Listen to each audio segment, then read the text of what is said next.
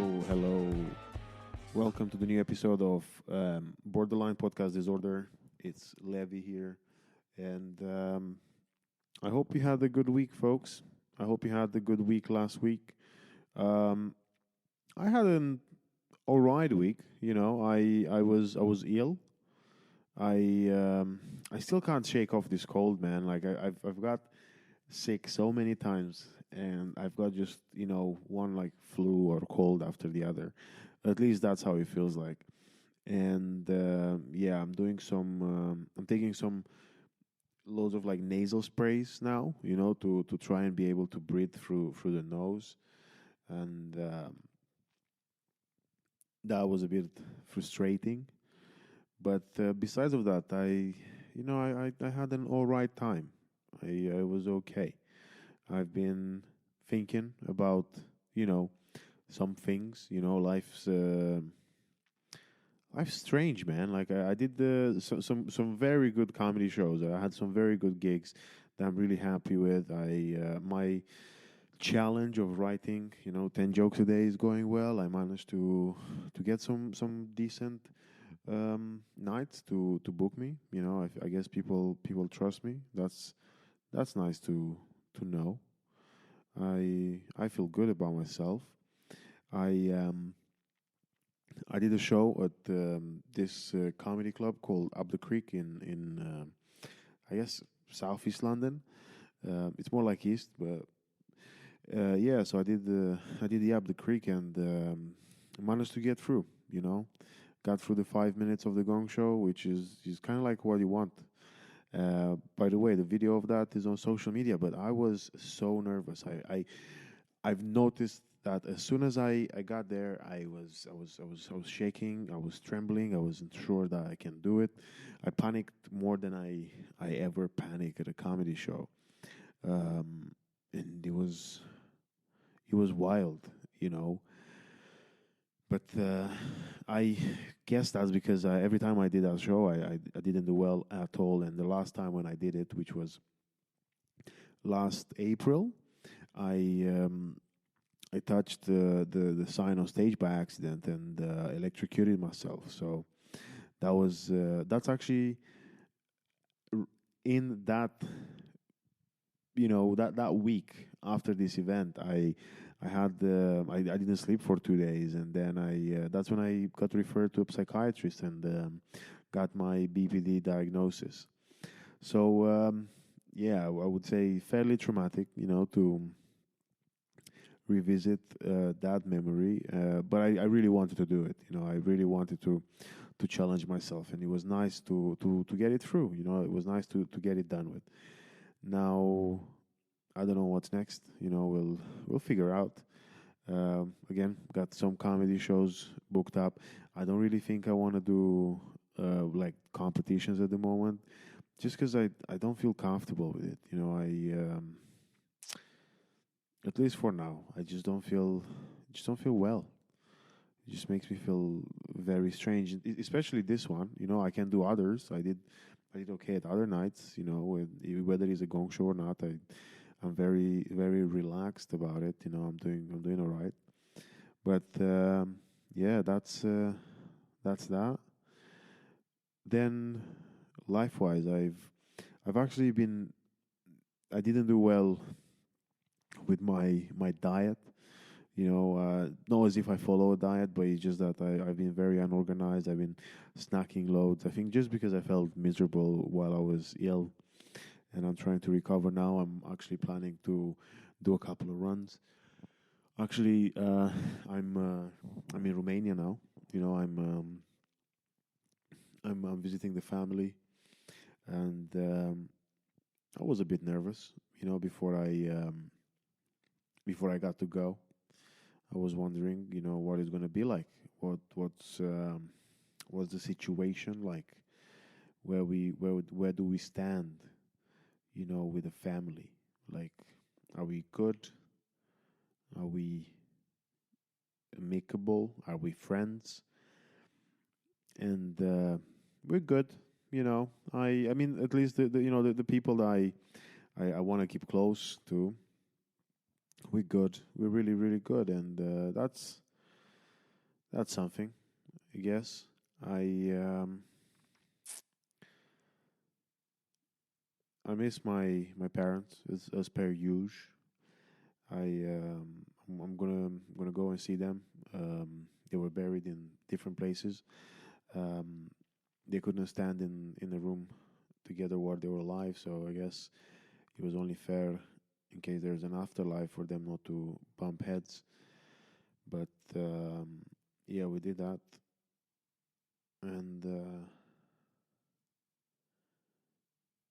I'm gonna tell you next week. You know what it's been like, what kind of emotions I felt in more details. But for now, I think I'm just gonna let you. We're just gonna dive straight into the interview. For everyone listening, just to give you the heads up, it's a brilliant interview, and I had a great time. However, it's a very heavy interview, so this is your trigger warning. Okay, there is gonna be a lot of talk about the way Tyson felt in one of the, if not the most difficult situation of his time of his life, and I will talk about. I'll share some of my memories as well. So be ready for that. Don't worry though; it's about an hour or so on the interview. But yeah, be ready for it. Okay, and I hope you enjoy, and I hope you don't feel sad or scared or anything, because in the end of the day, this is why we're doing this. We want to, or at least I want to, raise the awareness around it. Just because we don't talk about things doesn't mean they don't exist. So now we talk about it, and it exists, and we're dealing with it. He's doing okay. I'm doing okay, and I hope you enjoy it. So thank you so much for listening, and enjoy. Have fun.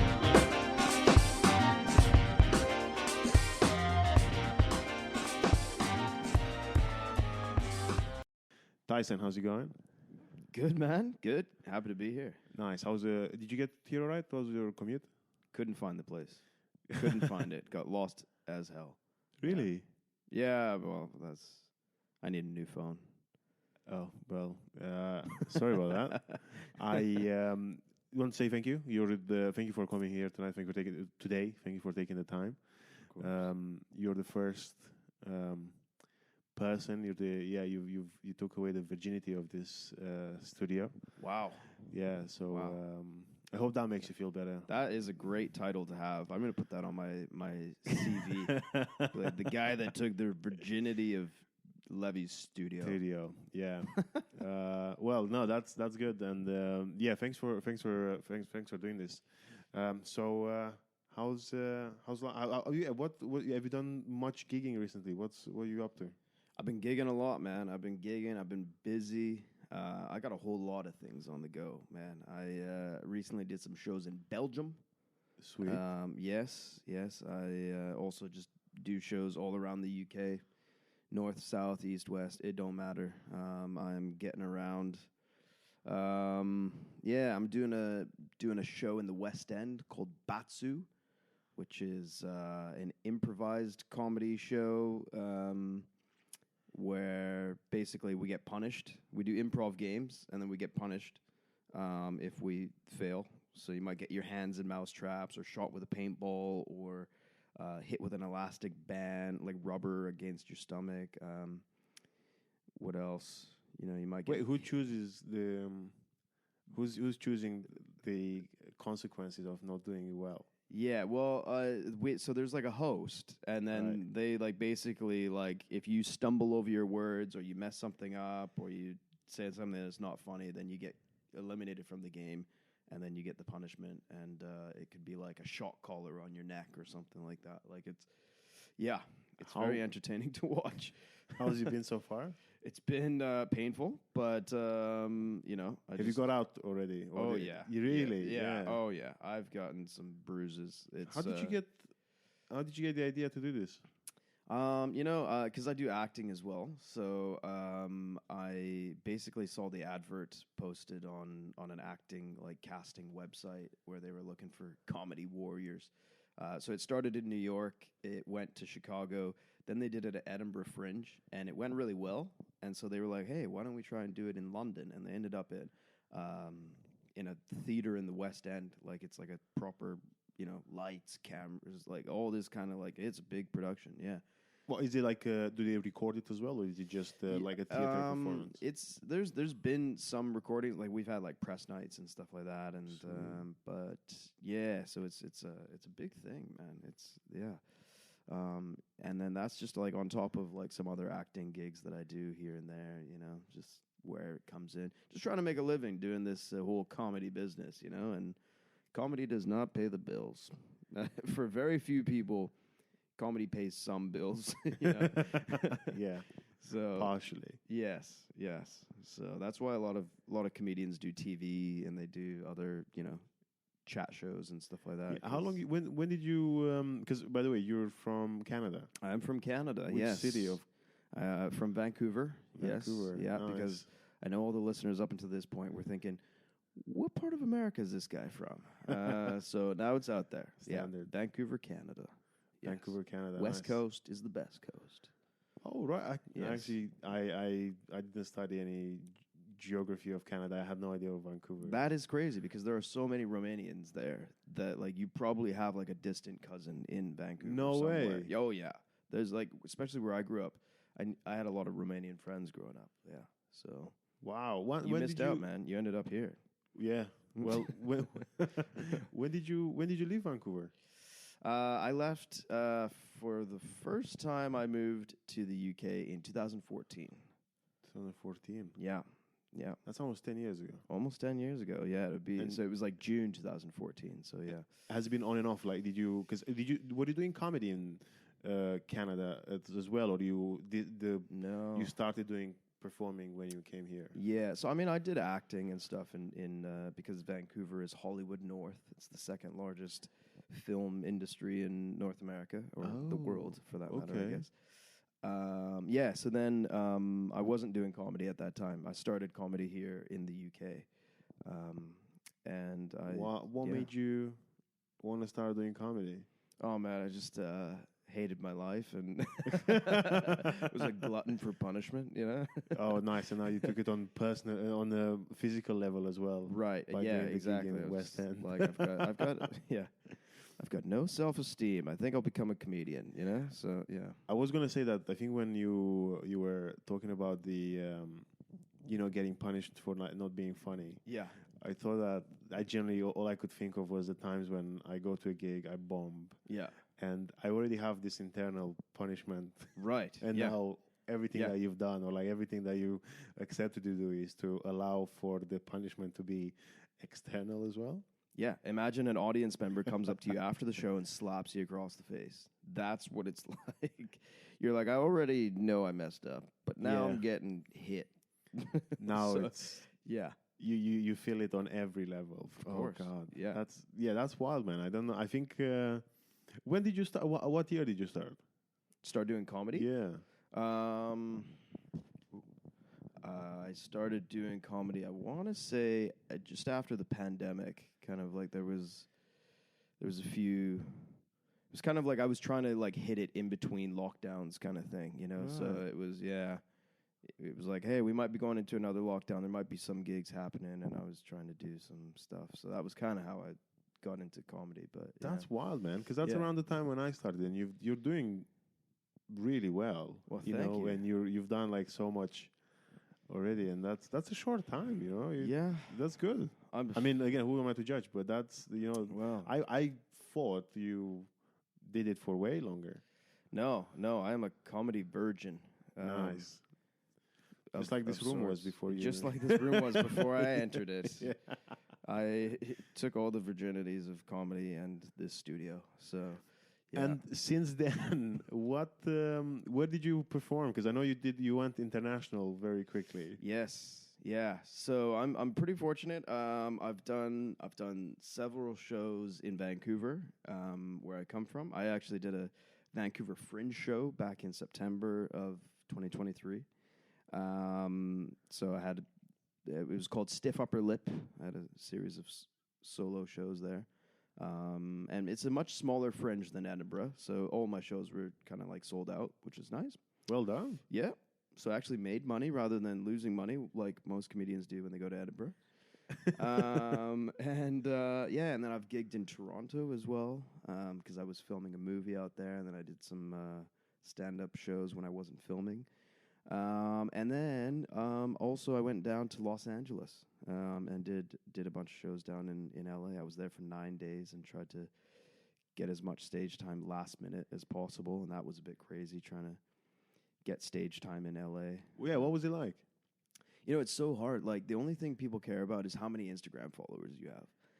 And it happens here in London as well. Like, it happens in the UK. Yeah. There's certain comedy clubs that just won't book me because I don't have enough Instagram followers or whatever. And I think that's a weird gauge of, like, how funny a person is. It's like, like, you might be hilarious, but you don't have that many Instagram followers. And there's people that have a lot of Instagram followers that I couldn't really watch them for 5 minutes at an open mic, you know, but they're there because people are like, hey, look at this guy, he's got a lot of followers or whatever, you know. I'm a bit weird on that because I have a weird perspective on it. Okay. Because sounds like you got a lot of weird perspectives on a lot of weird things. Yeah. We're going to talk about conspiracies. Are we going to get into aliens next, or was it no? But tell me. Yeah. No, we're going to the pharmaceutical industry first, and Great. then we're going to go to aliens. Of But course. before that, I just think that with Instagram followers as well, I think it's the same as I guess TikTok. You know, again, but again, actually, Instagram doesn't you can't monetize Instagram, or like you can't monetize it really well. But then also you can have followers from anywhere in the world. So sometimes I don't know. It's just a bit. I see it. I see then, but as well as that, I think again, unless you're already like a breakout act and you're known, you know, very well, then regardless of, I've never seen someone who's I don't know who I follow on Instagram and thought, oh, they're doing a gig in North London tomorrow. I'm going to go out of my way to, you know, get tickets there. Like I think, and I from people who also do their work in progress and they do like they have 1 hour shows or they build towards 1 hour shows. They have to plug it just as much as like anyone else on not even social media, but like paid campaigns. So it doesn't. Yeah, again, that thing with the followers, I'm a bit like. I guess, but again, in the end of the day, even if someone follows you on Instagram, doesn't mean they're going to come to your club. You know, so yeah, there are better ways to try and plug stuff, I guess. Yeah, 100%. Like I know, like I've got friends that are not like comedy nerds that they're like, yeah, I follow comedians on Instagram. It doesn't mean I'm like what you said, like doesn't mean I'm going to go watch them just because they said, oh, I'm doing a work in progress at this club tomorrow. Like, so I think it's kind of also like. And I heard another comedian, a guy called Ian Begg, talking about this, where it was interesting, where he was saying, like, you know, you might get suppose there's a kid who's, like, famous on TikTok, and 50% of the audience comes to watch that kid who's on TikTok, and then the other 50% are just actual, genuine comedy fans. You're going to alienate both of them, because that 50% is not going to come to your club when that TikToker is not performing, and the other 50% is going to say, well, man, if this is the quality of comedians that we have, is like, this is the best, you know, I don't care who he is or if he's famous on TikTok. And that's what, you know, so you're alienating that 50%. They're not going to want to come back either. So it's really, I think, for like clubs, like shooting themselves in the foot, just booking people based on how many followers they have on any platform, you know? Yeah, it's. I mean, again, because I don't want to make it sound as if like I'm bitter, which I'm bitter. Yeah. Okay. The algorithm hates me. I've got a personal vendetta. Yeah, but I agree. I feel like it's always this because I thought about one of my friends went to watch like a TikTok famous person show in London, and they were so surprised that basically, again, I don't want to give the name because it's not for me to say, but it was no, but basically they are famous for like shorts and stories and again TikToks, right? But then they advertised doing a stand-up comedy show. My mate went to watch it, and he hated it. It was like such a bad, or again, I'm using the words that he's used, which is, it was just so poor. It was a very actually open mic level comedy where it wasn't even work in progress, it was below work in progress. It felt like he's only done, I guess, the jokes in a mirror.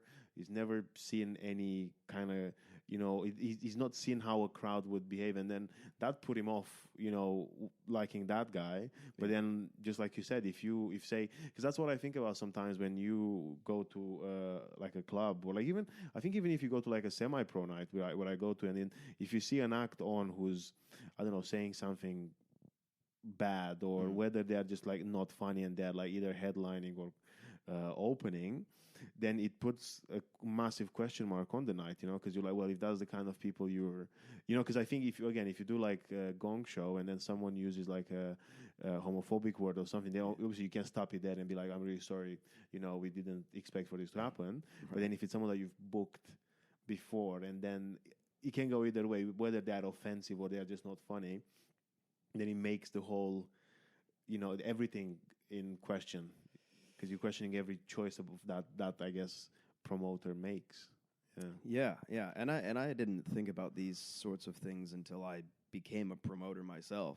So I myself and one of your other guests, Greg Houston, we run a night called Maple Laughs in the Maple Leaf Pub in Covent Garden. So two Canadian guys running our lineups aren't just Canadians, but I mean it is like so hard, when you're looking at like, who do we book and how do we have, good lineups of funny people that are, you're not worried about they're going to tear apart the audience or something like that, and so it's actually a really like challenging thing to kind of discern and figure out who to book and how to book and I did organize I did it with two other people. We've organized me, Sammy, and Chaz. They're from Manchester. Mm-hmm. We organized 2 charity gigs for when the war in Ukraine started, and it was heartbreaking, because sometimes I had to when making a lineup. That's why I realized that point, and even more recently now, when I've been had almost an opportunity to do a night, I was like, I don't want to do it because it's such it's just not for me. But then that's why when you said it like, oh, because you do it, I'm like, I feel your pain.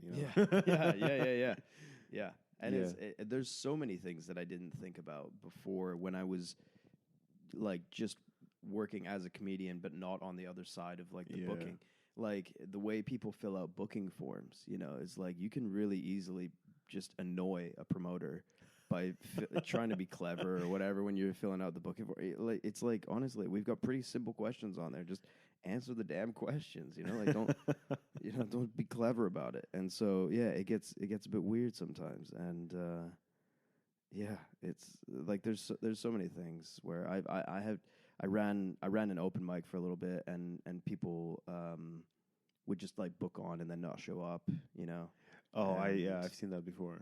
And you're like, this is just ridiculous. So, there's so many things that now, like as a comedian, I'm like much more aware of things from a promoter's perspective and trying to be like as positive, like all the DMs and everything like that. It's like, unless someone is explicitly asking you for like, please DM me if you want a spot, like don't, because they're just gonna be like, this is annoying, Yeah, I think it's hard to go back on that. I feel like when you alienate someone in any level, because I know sometimes when I see people that are, I don't know, again, putting me in a weird situation, an uncomfortable situation.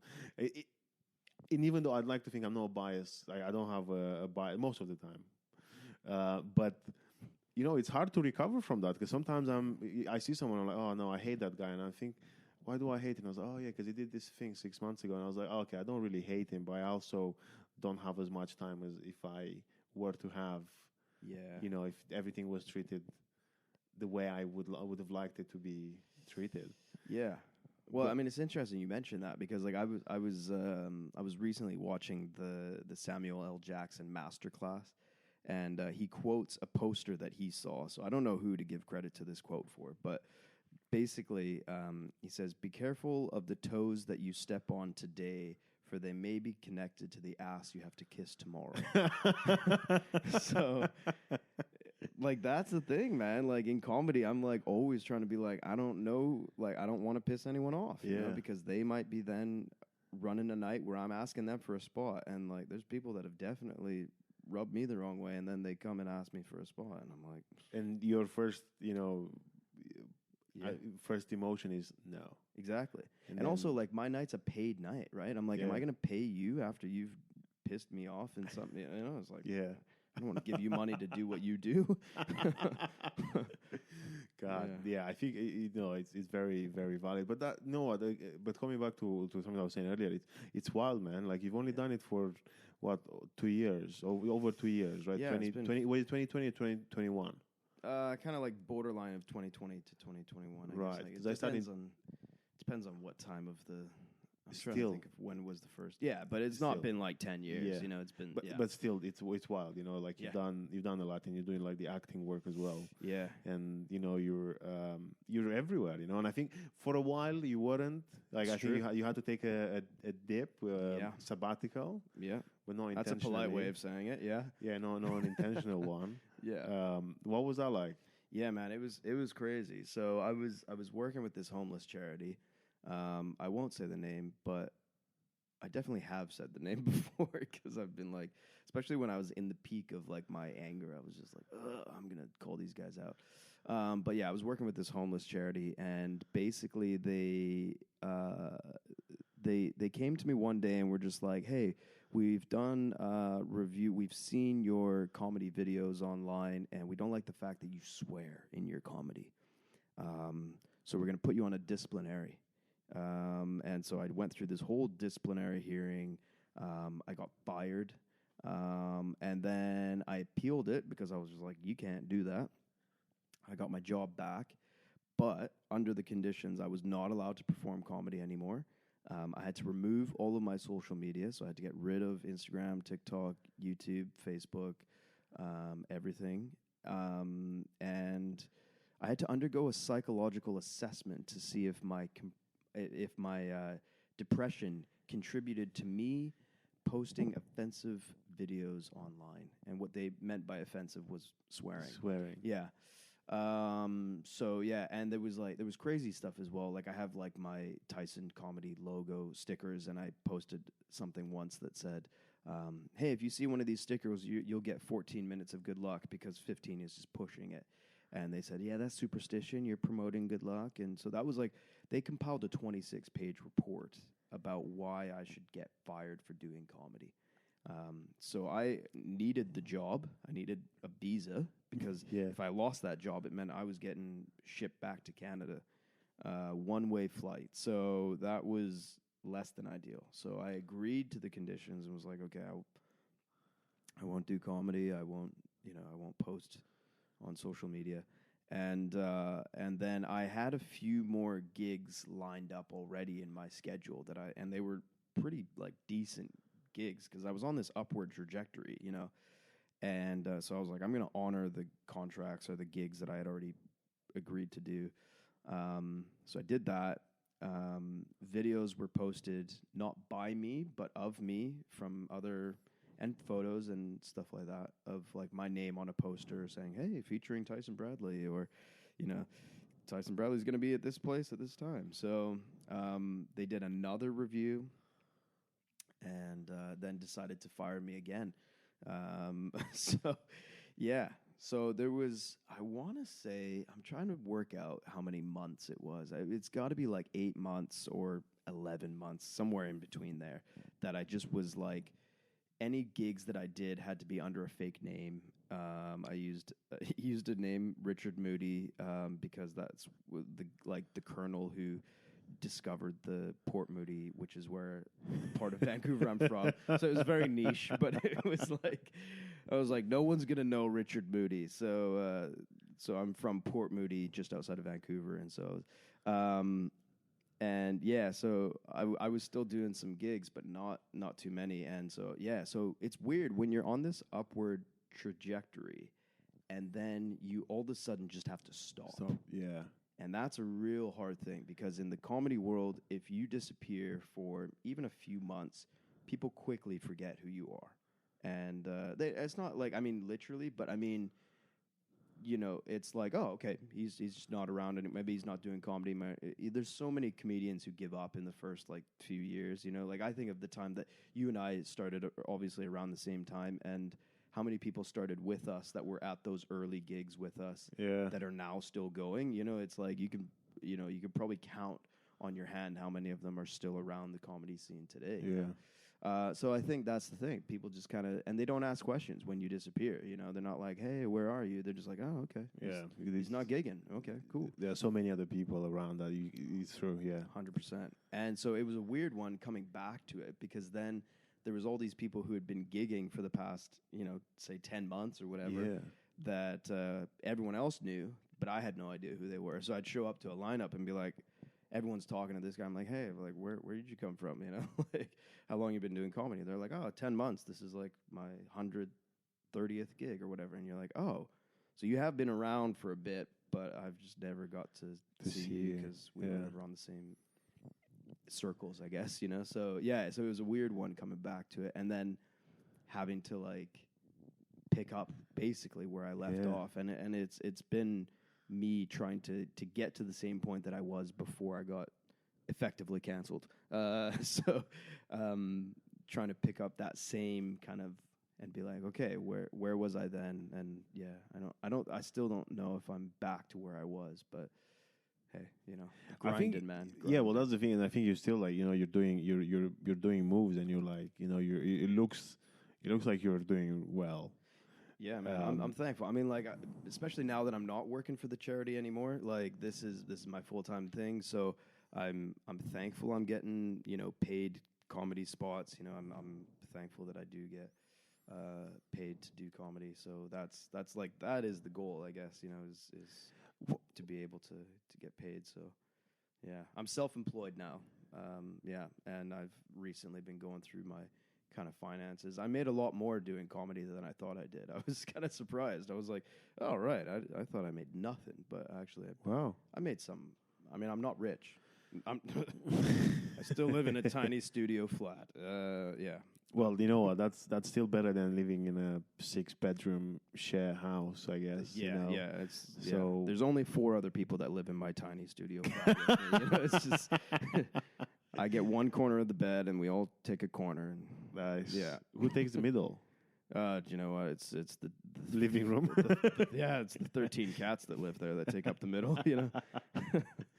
Oh God, man. Yeah, but what was that? You know, like, because I remember seeing you at the gig, and I remember you telling, I think not just me, but you were just like, oh, I think I've got this like thing with work, and it's a bit weird, and it's complicated, and you know, and then I've not seen you, and I remember, I think I've messaged you like 6 months later or something, just because I was going through my phone, and because I remember like you weren't even on socials, like I just, I know.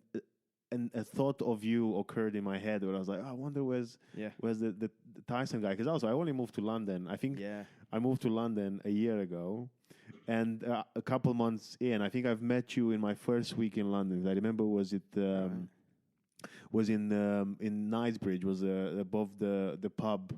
Oh yeah, it was Comedy Rumblings. You know, when they were on the older location. Yeah, I remember that. And then I've seen you a couple of times after. I was like, oh my God, okay, this guy is like also like grinding. You know, he's like, and then nothing. Right. Yeah. And I was like, what was that? Because obviously in the meantime, I think you went to Canada for a bit. Was that like a holiday for the Fringe, or was it just to sort like stuff out? Like basically, how did it feel for you? Like what was it like to be like, I don't know, you, I guess, for that time when you were like, I still want to go out, I still want to do my thing. Yeah. I can't do it, but then obviously now I might get deported tomorrow if I do it. You know, Yeah, it was like every time I got on stage, I knew I was risking deportation.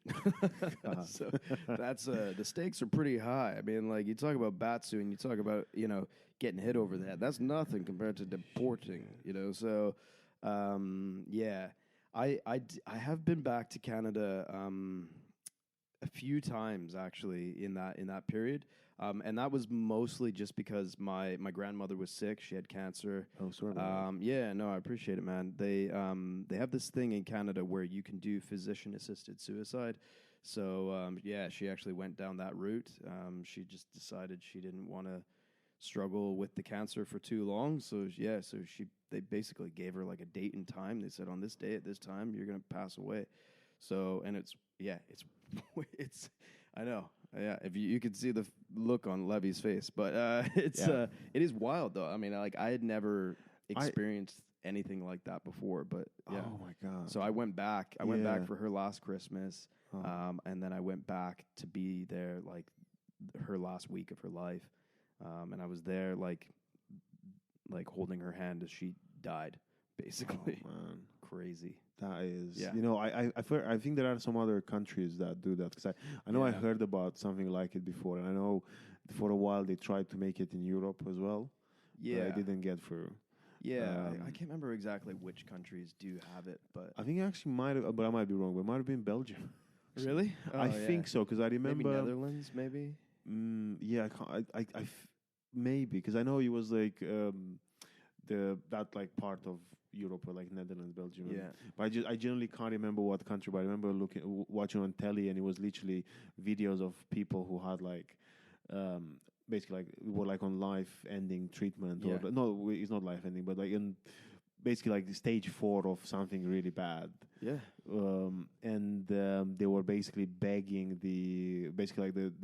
oh yeah, because there was this thing in Romania that became a bit popular, like had a bit of a spree that people would write to the president of Romania saying, please let the doctors, or like, please, I'm begging you to be allowed to be put down. And that's how I remember it was like, and again, sorry, put down as if he was a pet, but that's the closest thing that I can think of. Yeah. And yeah, it became like a huge thing where people were, just kind of like desperately trying to just get out, which is crazy. Yeah, it's a huge debate, and not everyone is in agreement about it on either side. But and I was kind of conflicted with being like, do I like support this or do I not support it? But I think when someone has made that choice and they're in that position, I kind of just was like, I don't want to rock the boat. So I didn't want to be like debating my grandmother in her last week of her life and being like, should you do it? Is this morally right? But it was like just being there to, support. And she was like, generally, she used to be like a healthy, before she got cancer. It was like she went skydiving for her 80th birthday. She like zip lined in Vegas, and this is like as an old woman. So yeah, she was my neighbor growing up. She was the best. She was a huge inspiration to me. Like, you have those grandparents that you don't know so well. Yeah. I knew her very well. We used to see each other all the time. So it was weird. We didn't have a history of cancer in my family, and then to just like see someone go through that and just very quickly just deteriorate. I know I've seen it on. I'll put a trigger warning on this as well in the bio, but just because just to be on the safe side with the listeners. By the way, we broke into 12 countries as of yesterday. Wow! But coming back, the virgins of those countries, listeners, for the podcast. But I know that I thought about dying loads of times. Yeah. And I know speaking about it with my I was actually speaking with my therapist, and I was like, well, how is it, because basically it was someone who I know that passed away by suicide earlier this year. And I was like, I don't really, blame them. I don't judge them because it's like a decision that they made. But then obviously my therapist said this thing, which I was like, yeah, well, if you look, say today you've decided to wear those shoes. Yeah. It's not an ultimate decision, while that's the ultimate. So you have to think that, because there is no comeback, it's kind of you not only, but you have to hold it. So that's why I feel like, again, it's still like not to, I'm in the situation where like, if that's what she felt, that's what she felt. And I think it's especially with like something that's physically absolutely like destroying you and it makes you feel terrible, then why would you? Yeah, again, I see both sides, but still, sorry to hear about your grandma. No, It sounds, I appreciate it, man. yeah, it sounds wild, man. And it was one of those things that I never really had to think about. What is my position on this issue? yeah, Until I was like faced with it, I was like, whoa, okay. So I still don't really know where I stand. I still feel weird about it, but you know, I think it's the same as many other things. It's just a case to case scenario. Like I can't. I wouldn't be able to have a justification for every single person who either chooses or not to use it. I feel like in your situation, and again, without knowing your grandma, without like knowing what was in her head, what's happening and how around her, I kind of see that, you know, the thing where, especially when you mentioned that, she was a healthy, you know, a lady, like she was doing like wild stuff, you know, before that. I think because at least I guess if it's someone who's historically struggled with their well-being, when they get sicker, they're like, oh fuck, okay, it's just another bump on the road. But then I feel like it feels worse for people who are like, and I know you mentioned before about like with work, with like depression. I think it's the first time when you're like facing that, because I know for me it was the first time when I actually opened the door and I was like, oh, what the fuck is in my head? And that's where you feel the weakest, because it's the first time, because you think you're on a high. Yeah. And then you're not on a high anymore. You're just on a low. And I guess even with cancer, where it's like no fault of your own, sometimes it's the genes. Sometimes it can be the things around you, you know, and you can't justify that. Of course. And I think people like the idea of having some sort of autonomy over their death, you know, to be like, I'm dying on my terms, you know. So like choosing to die before it gets too bad, you know, like it was still bad, like, but it was not as bad as I guess it could have gotten. But so just I don't know. It's one of those things, and it's like this is the thing. I've lived in the UK so long that there's so many laws that now are like getting passed in Canada that I've just had no interaction with. You know, like even, you know, marijuana laws, you know, like marijuana has been legalized in Canada, and I've never really like lived there when it was legalized, you know, so I never had to engage with the conversation. Or same thing with this physician-assisted suicide. I never had to engage with the conversation because it was like, I don't live in that country. You know, it's not my country, you know. Yeah. So, But also, like, what made you want to like leave Canada, or like what made you actually want to do comedy in England, you know? Well, I moved here for love. Oh, cute. Yeah, no, I just love the great weather in England. That's why. Yeah. Makes sense, yeah. Yeah, just as I look out the window and say, it's people, it's that time of year when people like, if I complain about the cold, people go, oh, this is nothing for you because you're from Canada. And I'm like, yeah, but I'm from the part of Canada that is like very mild, you know. It's like it gets a lot of rain and not very much snow. So very much like London. So no, this is not nothing for me. If it's snowing in London, I'm dying just as much as any other Londoner.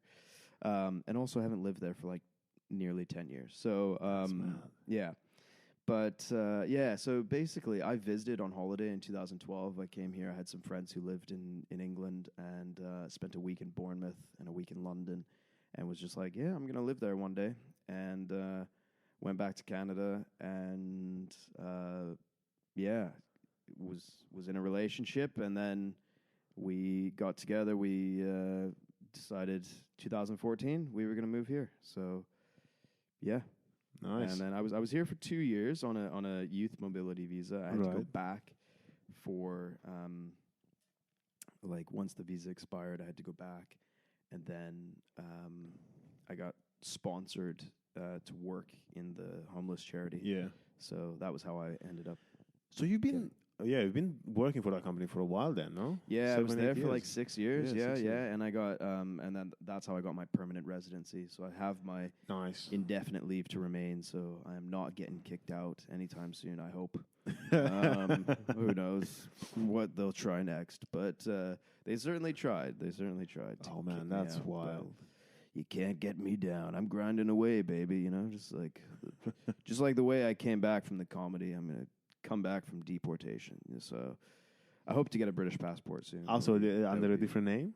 Yeah, maybe I'll get a British passport as Richard Moody. Just to make it official. Yeah, you know? no, Tyson's left, but Richard's still here. Yeah, Richard strong. Moody, he survives. He lives to see another day. Wow, that's... I mean, I'm fortunate enough to have come in here when we were... when England was a part of the European Union. I remember that. I remember those days. So it was really... It was easy. Good old days. I think about like other people and how... You know, I don't have to think about stuff, especially now I'm resident, et cetera, et cetera. But it's just, I don't know. It's like one of those things that you don't think, because I know, for example, I was looking at they do a lottery visas for America from Romania. Oh, right. Yeah, and I was thinking I'm probably going to apply for them. But it's just wild to, I don't know, like in my head to think about this whole, well, I can only live there for a couple of years. And even though... When I came to England, I was meant to be here for a couple of years. Yeah. And now it's almost 10. Right, yeah. You know, that's what happens, man. Yeah. Yeah. Yeah, I was like, oh, yeah, I'm just going to go there for a few months, maybe 2 years, finish college, come back. And... Yeah. Yeah. They're always trying to kick people out of this country because everyone wants to stay. Everyone comes here for a little holiday and then goes, I'm not leaving. Yeah. And that's what happened to me. It's what happened to you. It's wild. I think... when I came in here, I've never visited. I didn't travel like on holiday. Yeah. I even remember looking at the map of like Manchester the first time when I've seen that I'm moving, and I got like the postcode because we have zip codes in Romania. Right. Postcode. Okay. And I got the postcode, and I was like, I couldn't believe how big Manchester was, because I was like, oh, so the stadium is not next to my house. You know, like one of the like Man City or United grounds. Right. I was like, oh, interesting. And like I don't know what kind of, like, I don't know what Vancouver is like, or like the Isle of Moody, you said? Or is the Port Moody, yeah. Port Moody. Yeah. Yeah, it's just a little suburb of Vancouver. Oh, right, okay. But it's like Vancouver is in like the city of Vancouver. And it's just outside of Vancouver. Oh, wow. Yeah, but nobody knows Port Moody. And you're here, is your family in Canada? Or yes. Yeah. All of them are back there. So I've got some family in a couple of different parts of Canada. How are you feeling about, like, do they know about like your comedy career? Do they know about like the things that you're trying to do? What's... Yeah. They, I think most of them know. I don't think it's a huge secret. Yeah, I think, and like, you know, like my mom is like my biggest fan. Oh, like if anyone follows me on social media, you'll see like comments from my mom. Because she is my biggest fan. She supports me like no one else. That's beautiful, man. So it is beautiful. She's also my biggest heckler, but you know, it's fine. It's fine. Cheers, Mom. You know, but no, it's good. So when you were in Vancouver, I imagine, did she come out to watch the show? She did. She did come to watch the show. Yeah, and she hates it because I always pick on her. I always look at her and she'll wear a Tyson comedy T-shirt like what I've got on, and I'm like, hey, where'd you get that T-shirt? How do I know you? And pretend like. She's not that like, she's not like me in terms of like, she doesn't want to be on stage. She doesn't want to be the center of attention. Yeah. She's not like gonna go to a party and be the person in the room. So when I'm like calling her out in front of a crowd of people, she's like, oh God, leave me alone, kid. I just came to support you. What's her name? Her name is Karen Lee. Karen Lee. Yes. Shout out to Karen Lee. Shout out to Karen Lee Bradley. That's so nice, man. I'm glad. And is she visiting you anytime soon, or has she visited you since you moved here? She's been to the UK a few times. Yeah, and has seen me perform around the UK. She came to watch a show in Blandford, out in Dorset. We went to Stonehenge together, and then I went and did this comedy gig. So that was cool. Yeah, I got to do that, and again called her out in front of the crowd. You know, I can't help myself. Because I was asking people, I was like, hey, where do people travel from to get to this gig? Someone was like, I came from Sheffield. I was like, yeah, but did you come from Canada? And I was like, no one's come that far, you know? Yeah. So she's my biggest supporter, and I respect the hell out of her. That's cute. That's Yeah. beautiful, man. Well, yeah. It's cute. Yeah. Cute and beautiful. Cute. And, Mommy's the boy. Yeah. So cute. Yeah. I love the Yeah. accent. Oh, I got accents, buddy. I got accents. I know, because you used to do. Do you still do like impersonations, or you know, because you did like some like characters. I did do. Yeah, I did. So yeah, my comedy career has been kind of weird, where it's like I started off doing just like traditional stand up, and then I got bored of that, and I started doing characters because I was like, I love alternative comedy. I love Jim Carrey, Robin Williams, Andy Kaufman. Like I love Andy Kaufman. And so I started doing characters, and unfortunately, someone told me, they were like, you know, like characters are cool and all, but you'll never get booked in at like the big clubs doing characters. And so I don't know. This is the thing. People always give you advice in comedy. Sometimes you take it, sometimes you leave it. And I decided, I was like, well, okay, you know, maybe if I'm doing an alternative night, I'll do a character. But apart from that, yeah, I've kind of gone back to doing. And then this was the other thing. So I started doing my sets that were like literally word for word written down. I knew exactly what I was going to say, had my type 5, 10, 15, whatever. But then, you know, someone came up to me after a gig and was like, hey, you know, your written material's good, but when you start riffing, like when you start talking to the audience, that's when you come alive. And so I was like, man, I wonder what would happen if I just started, like if I just did an entire set where I don't plan out what I'm going to say before I get up there. And if I just improvise the whole time and just do like improvised material. So yeah, so that's what I do now. That's like my thing is like I don't plan out 100% of what I'm going to say. I've always like I spend a lot of time writing. Yeah. I've got loads of written down jokes on my computer and in my phone and stuff, but whether they ever see the light of day. So I like the exercise of writing, but I still just like, you know, I think it's like I learned the rules of comedy and then broke them. And I think you have to learn the rules of comedy before you break them. But yeah, and I think with the alternative, I don't know.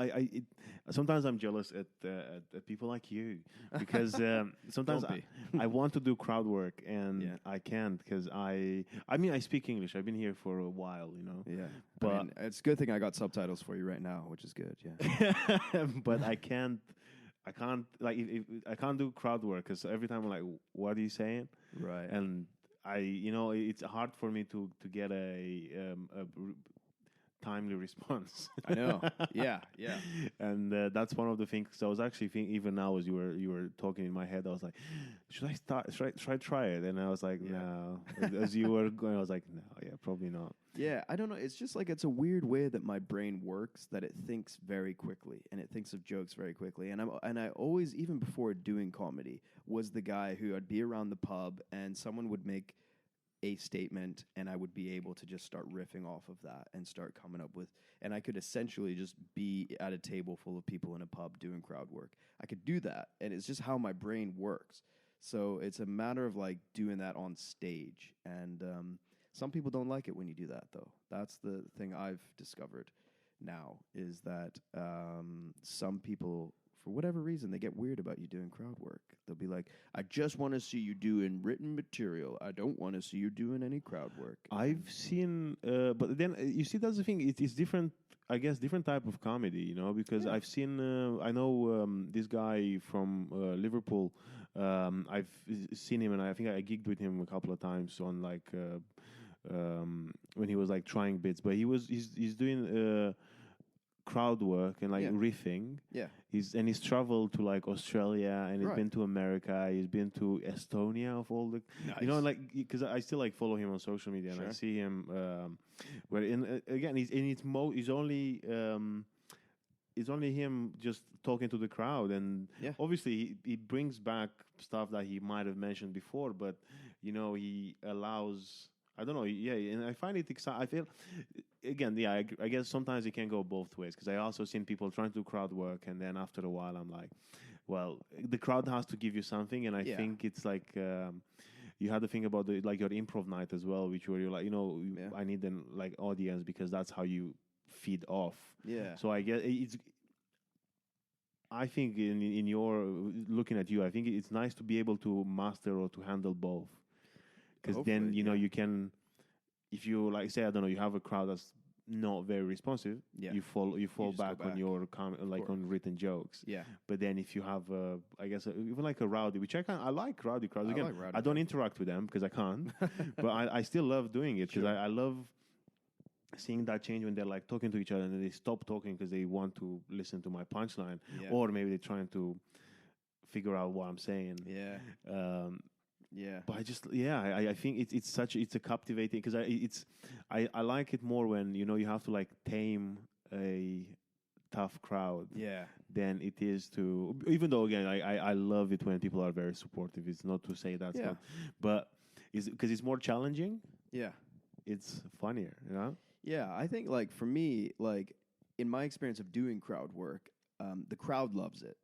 But it's what I'm saying is that it's like other comedians who are the ones that, or like maybe even some promoters that are just like, yeah, I don't like that you're just doing crowd work. And you're like, well, I'm getting up on stage and I'm making people laugh. That's my job as a comedian. Yeah. Regardless of how I'm doing that. I could use props, I could do slapstick, I could do crowd work, I could do my standard written jokes. But your job as a comedian is make people laugh. And I don't like when people come up and complain about how you made people laugh.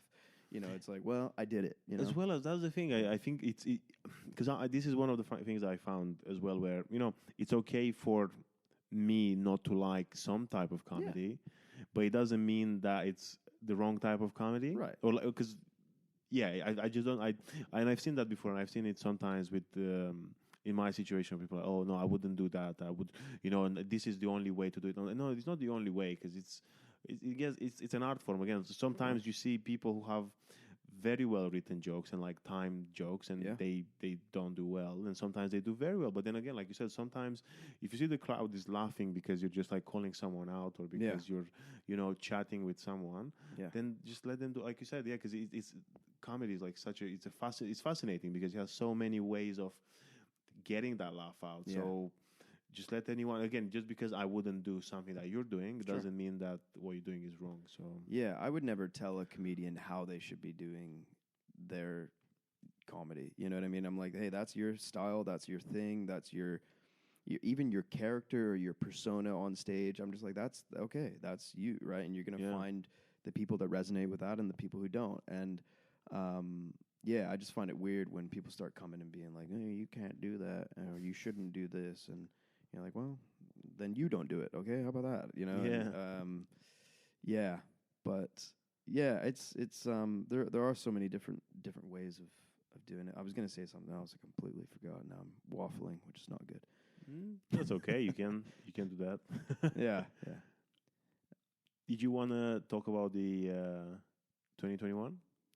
Yeah, man. Yeah. Talk to me. Yeah. I don't know how to introduce. You don't know how to introduce it. To introduce it, because I only found out about it. Recently. It's okay. Yeah, I only found out about it recently, and I'm just again, if you're comfortable talking about it, I'm 100%, man. Curious. Yeah, I think it's a topic that like doesn't always get spoken about in terms of comedians who struggle with depression. I think like our job is to be funny people, and so what people see is us on stage being funny people, and assuming that that's just like how we are 24/7, and some people are just like that, and that's great if they can do that 24/7. The other thing I was gonna say was that like I noticed that when I was only doing my written jokes that I would get to my punchline, and I've told this punchline 100 times, and by the time I get to the punchline, I was bored of it. So what I liked is that when you can see me on stage genuinely, like I'm thinking this up on the spot. Like this is genuinely the first time I've ever said this joke. Yeah. I think people see that look in your eyes and they're like, wow, that's cool. How did he just think of that? Yeah. That sparkle. Like, that spark. And I think the comedians who do tell the same joke 100 times in a row, they have to show that spark but knowing that their punchline's coming, right? Like they have to show the same spark and be like, oh, this is like, I have to act like I just thought of this, even though I've said that 100 times. Because that's what I do basically. I do the same joke over and over again, and I'm like, if it's too predictable to you or you're bored of it, the crowd is going to be bored of it, and they're going to be like, oh, he's clearly said this 100 times, and he's tired of it. Okay. So almost it's like you have to act and be like, oh, I just thought of this thing, you know. Like that's what I try to do now, where I look at basically rather than listening to my set, I watch my set. Right. And I want to see my body language, because I know I've noticed sometimes when I deliver some punchlines, if I change like my face expression or like my, you know, like if I don't know, like open up my shoulders a bit more, or I just have one and I'm like, yeah, that's kind of new, and that's it. That's the punchline. It's, oh yeah, that's kind of new. Yeah. And people are loving it. Yeah. If I say so myself. No, of course. But I think it's based on the fact that I just like my eyes go like, yeah, that's kind of new, and the, you know, like the sarcasm that comes with it and sometimes I display with it, right? And I'm like, oh shit. So yeah, it's something that I'm working on at the moment, where I'm trying to, because I also agree with you. I think that's what I've noticed, especially because I always try to just perfect what I've got, but crowds can feed off it. Like it's so easy for if they can see that you're tired of a joke, right? So if like my goal now is to not be tired of the joke and just try to find different ways, try to again like change my face, even in this for a second, just be like, this is exciting, even though I've done it hundreds of times. I'm like, how cool is this, eh? Right. And then everyone's like, oh yeah, nice, I like that. So I think people want to believe that it's like the first time you've ever said it, right? And so if you get up there and it's too rehearsed, then people are just like, oh, right, well, it's just basically a monologue. It's basically just acting, you know, and it doesn't feel as genuine, I guess, maybe. So that's, and I maybe I just felt like I wasn't a good enough actor, maybe, to be like, oh, here's my punchline, you know. So now it's genuinely like when I'm making jokes on stage, it's like, no, I really did just think of this, and you know. I think it's also about like, you know, what's challenging for you, because again, you have to enjoy. I think it sometimes it gets like forgotten or put aside that ultimately, at least I look at like the reason why I'm doing it. You know, I'm not at the point where I'm not making money of it. I'm not living of it. I would like to eventually, but at the moment, it has to make me happy. You know, and it has to give me some joy. So if you're doing a set, or like if you're doing a joke, regardless of how good the joke is for the audience, because some people are like, oh yeah, you just do what the audience wants. Well, again, it has to be a sort of a partnership. You know, you go only so far that you're still loving it. You can't, because otherwise I just feel like a muppet. You know, like I had like a puppet, no muppet, puppet. I feel like a puppet because I remember. I can't even remember the joke because I haven't done it for ages. But one of my mates who used to go when I started comedy with me, he was like, "Oh, people love that. But I just didn't like it, you know." Right. And look, 2 years later, I ended up not doing it, just because I was like, "Well, I feel bad when I don't feel comfortable doing it. It's not me." So even though apparently it was nice and people loved it, I mean, I've had topics I used to talk about. Like I used to talk about my ex-wife. A couple of times, not very often. I did it a few times, and then it wasn't getting laughs, and I was like, "Well, you're not enjoying this. I'm not enjoying this. Why am I talking about my divorce? This sucks." So, so I stopped talking about it. But yeah, also what I like about live comedy is that it's like it's not Netflix. So I want to give them an experience that they feel like I could have only gotten this experience on this night in this place in this random village in Norfolk. You know. Like that's what I want to give people. So yeah, that makes sense. And I think about your like traveling as like I think is it Jim Gaffigan, because he loves travel. Like, you know, have you heard the story that apparently there were like there are posters in towns in Russia with with Jim Gaffigan's face on, because he would just like basically he would go to the most randomest countries or whatever. Basically, if he sees like there is some sort of engagement, he will go there. Right. And because I think I was listening to a podcast, which I will not name because I'd rather you listen to this. Yeah, of course, only listen to this podcast. But yeah, he was talking about how he finds it more, rather than doing basically rooms in like Chicago or New York or LA, he'd rather go to like a town somewhere, and try to fill up that like a town hall. Yeah. Try to make those people like spread the laughter that far, rather than just being like, yeah, Manhattan is crazy this time of day. This kind of, and I was like, it's beautiful. It's not for everyone, but yeah, it's just incredible. I've seen like, I think it was on Twitter. No, sorry, previously known Twitter, now X. Yeah. There was like a poster, and he had like Jim Gaffigan's name spelled in Russian. Yeah. I was just like, this is fucking... Yeah. It's brilliant. Yeah. I mean, like, honestly, some of my best gigs in the UK have been in these, like, small towns where there's, like, 2,000 people who live there, but they have a pub and a post office, and the only thing happening that night is the pub comedy night, and like, half the town comes out to see it because they love it. They're like, we never get comedy in our little town. Yeah. And so... they are genuinely, they show up, they are ready, they are loving it. In London, you could go to comedy 9-10 times a night. Not that you would have the time for it, but there's so much comedy. Yeah, you have in an London. option, and I think, I don't know if you found this as well, but I noticed that they are more like on yours.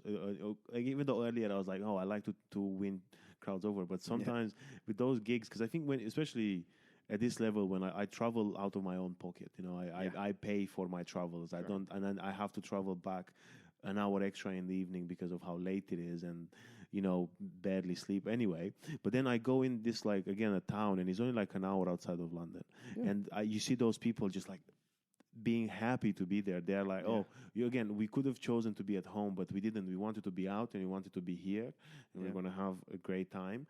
And some of my best, I agree, some of my best gigs were in places where, like, I was hoping for my phone not to die because I wouldn't be able to either get there or get back home.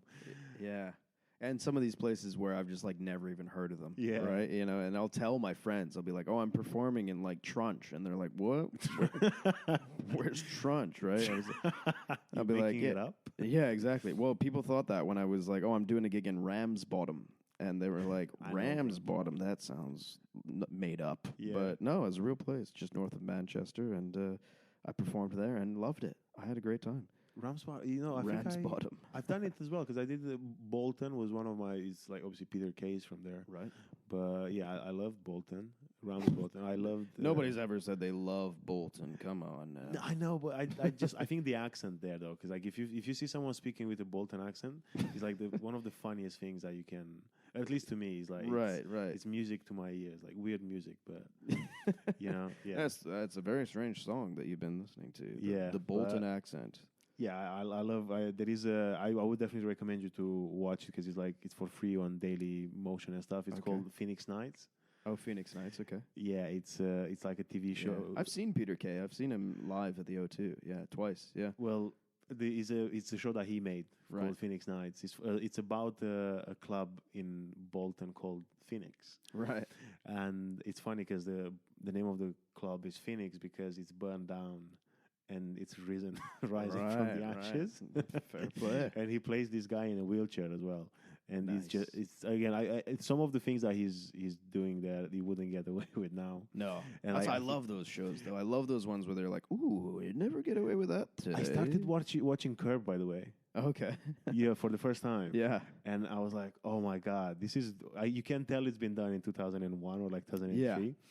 Just because some of the things are wild, but I find it hilarious, especially because I feel like with Larry David, I have a love-hate relationship for him. Because I know I love the fact that he's took like, people think of me as an asshole. I'm just going to do this whole show about me being what people really think I am. Yeah. And I just thought it was incredible. Did you ever hear the story of the guy who got, he was accused of murder, and I think it was murder, but he was accused of some crime. He was going to go away for a long time, and his alibi was that he was at an LA Dodgers baseball game, and no one believed him. But Curb Your Enthusiasm was filming an episode that night. and they panned across the audience or of the people watching the baseball game, and they zoomed in on this guy and found that he was in fact at the baseball game at the time of the murder.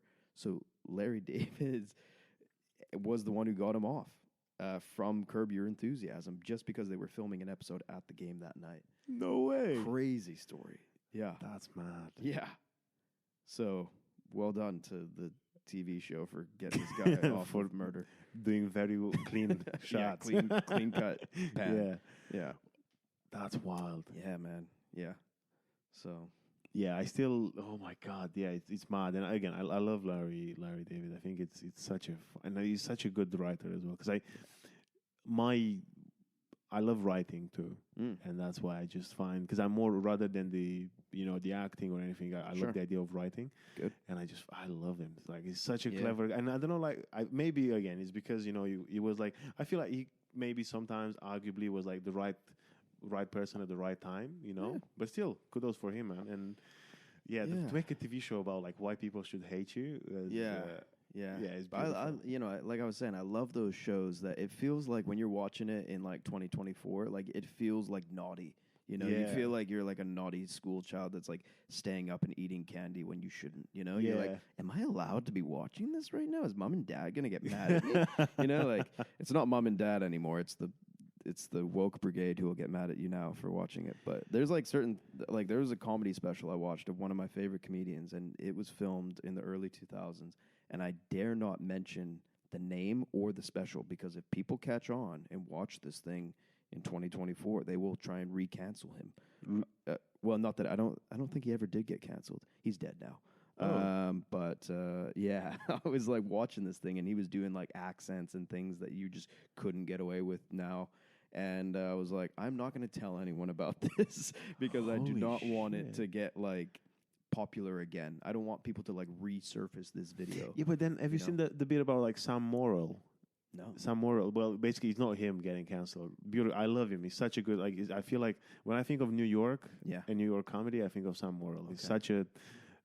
Anyway, and he has a bit about how basically people went on like full circle of like canceling people. Right. Which again, I think that the idea with some fucking like freaks out there, sure, fair enough. Some people deserve to know, and then deserve to just like stay off the air because. But then you see like, with this cancel thing, you just for a few years and then they are back. Anyway, right. Coming back to Sam Morrill's story, it was like talking about how so we went from like canceling people who did stuff and like they are still around to now going through like the dead people and trying to cancel them. And then again, I can't remember who he used as an example, but I just thought it was a really funny story where they were like trending, this guy trended on Twitter, which apparently was, again, he was a racist, so fair enough, but the guy is dead. Right. But he was trending on X at some point, right? Because people were like, oh, we should cancel this person. I'm like, what are we going to do? Give him a lecture, put him to diversity classes and tell him he's got to learn how to, But he's dead. But he's dead, right? So, like, just a fool. I hope you're being diverse in the afterlife. I hope that you've learned your lessons. I hope you're not still making those kind of jokes in eternity. I feel like Bill Burr, where I'm like, if you think of someone old, then just assume that they might have said or done something wrong. Yeah. Because look, that's probably true. I think I've seen my mom and my dad when. Are you trying to cancel your mom and your dad right now? They're dead. Oh, so, right. Yeah. But you can still cancel them. Right? It's not too late. Yeah, they might still be. But no, I'm not going to say what they've done or what they said. But sure. And then I'm thinking about it. I'm like, I don't think you can. That's not right. Yeah. And then. And for a very long time, because again, that's one of my therapists told me about. It was because I was like, you can hate and love someone, and you can hate things that someone do or said or whatever, but then you can still love the person. Yeah. Because I was like, I think especially with my dad for a while, I was like, is he just like a terrible? Like, am I loving like a bad person? And it was like, no, it was just Again, he did some bad things, but you still you whatever feelings you have are very valid, and you can both hate and love something. And I was like, oh yeah, fuck, that's so true. But that thing with Bill Burr was incredible when he was just like, just assume that they said something wrong, and that's it. Yeah, and I think and this is the thing, right? Is that like it's so weird to me when we go back and judge like a TV show or a person or whatever based on like the standards we have of 2024 and be like, here's our standards now, and then we're going to judge someone who did something in the 90s, you know, and expect that they knew where society was going to be thinking in 2024. And you know what? In 2024, we're going to say stuff that, you know, in 2034 or 44, people are going to look back and be like, I can't believe you said that in 2024. How dare you, you know? And it's like, we think it's fine now, right? But we don't know what's going to, people are going to find offensive in 10, 20 years' time, you know? I think I thought about that the other day as well with, you know, some terms that are used for, even like for Romanians, for example, or like for like Romanian gypsies from Romania. You know, there were so many terms that, again, like were on TV. Right. And like the TV reporter would be like, this now derogatory term person has done that. And then again, you look now at it and you're like, oh, actually, you can't say that word anymore. And all. But the 10 years ago, it was fine. Again, it's not to say it's morally acceptable. It's just to say that at that time, those were the norms that, like, again, people were like, again, like if someone gives you a TV script, if you say, you know, you work, and he goes like, okay, that's what you read, I guess, or like that's what. You're not going to question the, you know, the validity of that, I guess. But again, it's a big whole thing. I can't remember where we started, but anyway, we got sidetracked. We did get sidetracked. That's fine. But yeah, I just all that to throw that in there in the mix of. I've got opinions on things, and I never get an opportunity to talk about them on a podcast. So. Well, you know, you've got just another fun fact before we move on. You've got I think we just broke over 100 listeners yesterday. Nice. So you got 100 people who are going to listen to. Hopefully, if they're going to re-listen. Yeah, they should be. But you got over 100 people who are going to hear your opinions that you don't get to speak a lot. Good. About. Yeah, good. And I hope every single one of them sends me a nasty email trying to cancel me. What was it? Tyson? Yahoo.mail? Yeah. Tyson sucks at comedy at Gmail. So that's send me a really angry email. No, I'm sure, again, I wouldn't fault anything that's been said in here. I think it's a great podcast, very, very friendly so far. Yeah. Should we talk about 2021? Let's talk about 2021. Yeah, man, crazy year. So as I mentioned, I used to be married, actually, and we split up in 2021. But before that, a whole kind of series of like negative events had kind of happened. And there's a whole bunch of things just on my plate in that year. And I just, I got to a point where I was like, I don't want to live anymore. And it didn't just happen overnight, but it was, you get enough things kind of pile up on your plate and you're just like, I can't, like, I'm not coping, I'm not like really, living here. And I just didn't want to live. So, so I actually basically was staying with some friends and was meant to help one of them move, and I didn't show up. I left a note for the friends that I was staying with, basically just thanking them for being good friends and saying, hey, hope to see you in the next life kind of thing. But I didn't like specifically make any kind of like threats or comments of like, I'm going to do this and here's, I just was like, okay, I don't want to live anymore, and all this bad stuff. I didn't want to like live to like see all the bad stuff that was going on, and so so I basically just went walking. I was like a weird suicidal Forrest Gump. He went running, but I just went walking. I didn't have the energy, but. Yeah, basically started in Canary Wharf, ended up in Southend on the east coast of England over a period of 3 days. Basically just decided I was going to follow the river. And, I had a lot of thoughts in that time. I had thoughts that it was a heat wave, so I thought maybe I'll get heat exhaustion or heat stroke and just die that way. Kind of, I wasn't eating or drinking. So... I was like, okay, let the heat take me. But then in the nighttime, it was like freezing cold. And so I was like, maybe hypothermia, you know? So I was like, just opting for something.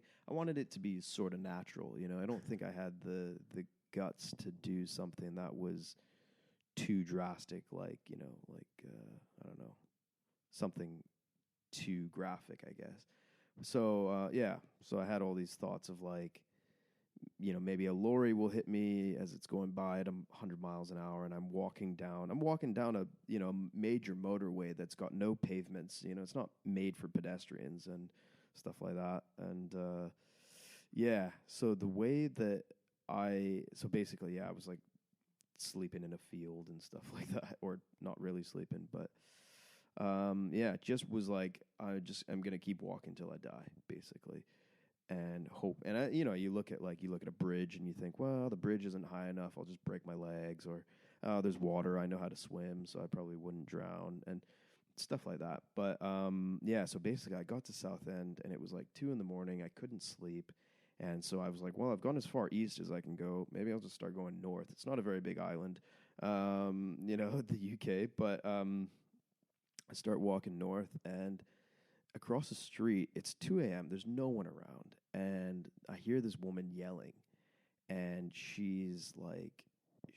and I look over and I see this guy who's a massive, you know, massive, like over 6 foot, whatever guy, and he's just kicking the shit out of her.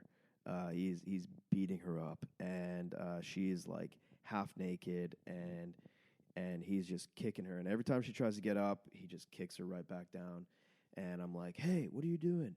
And so I yelled across the street, and he just no notice of me, didn't care. He takes her and he throws her in the back seat of his car, and he's like locked her in the back of his car. And so at this point, I pull my phone out to like phone the police, and and then I'm on the phone with the police, giving them the details of the car and of the guy and of what's happening, and trying to figure out where I am. I have no idea where I am. I'm like, I'm in a car park, I'm next to a hotel, whatever. And yeah, so I'm like yelling and trying to get a hold of the girl in there and being like, hey, police are on the way. Like, you need to stop what you're doing in there and stuff. So I eventually get her out of the back seat of the car and get her. And I'm like, okay, let's go. She's like, they took my phone. They threw it. And I'm like, don't worry about your phone. We just need to get you away from these guys. So we go and hide behind another car that's like a few cars away. And this massive guy gets out like he's going to beat me up and try and take her or whatever. And it was just at that moment that the police showed up, and he starts fighting with them. They have to take him down to the ground. It's like an episode of Cops, you know, or whatever in America. So they take him down to the ground, and they found drugs in the car and all this kind of stuff. And yeah, so then so basically the police were just like, hey, what's your name, your date of birth, and your address? And so I gave them my info, and they were like, you know, we've spoken to the Met Police. They've reported you as a missing person. Like, are you aware that you're a missing person? My phone had been off for like 3 days, so I didn't know I was a missing person. So they basically made me go back to London, and then I got met at the train station and stuff like that. And that was how I got discovered, was basically because I think at that time I was just like, this guy can beat me up, he can kick the shit out of me, he can do whatever, you know, he could kill me. That would probably do me a favor, you know. But this poor girl here, she doesn't deserve to be raped or murdered or whatever they're trying to do to her. So I was like, I can die later, but this girl needs my help right now. And that was how I ended up coming back from my suicide attempt. It wasn't like I had a moment of awakening where I was like, oh, I want to live. I'm so happy. You know, it wasn't like that. It was like, I just didn't work this time. I tried and I failed. But yeah, it wasn't like a happy kind of like, oh, I'm so happy, I want to live now. It was just like, I don't want this girl to get kidnapped in front of me. So I'm the kind of guy, I can never just walk past those types of things. You know, I've been in multiple situations like that. That was just this one. But I've been in multiple situations where I've found myself in weird circumstances because I'm like, I can't just walk past this. I have to say something. And I used to volunteer with the police in Canada. I was volunteering with the Mounties there. Yeah, so I was volunteer there, and so yeah, I've been in emergency situations before, but yeah, so it was just something inside of me that says, fair enough, man. Can't walk past that. That's huge. Yeah. And what was like? So you it was like 2 a.m. Yep. And then I imagine in the morning you took the first train back to London. First train back to London. Yeah.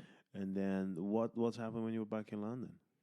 It's weird, man. It's weird when you come back from a suicide attempt. You know, it's like you don't know what do you say to people, right? Like lots of people started coming over to my flat and like, you know, I was basically under watch for like 24 hours. There always had to be someone in my flat with me. No way. Yeah, because they were just like, well, we don't want him to go missing again. So I think it was probably 2 or 3 weeks that like people would like stay overnight in my spare bedroom or like whatever. And so people don't want to leave your side when they know that you've just tried. And so,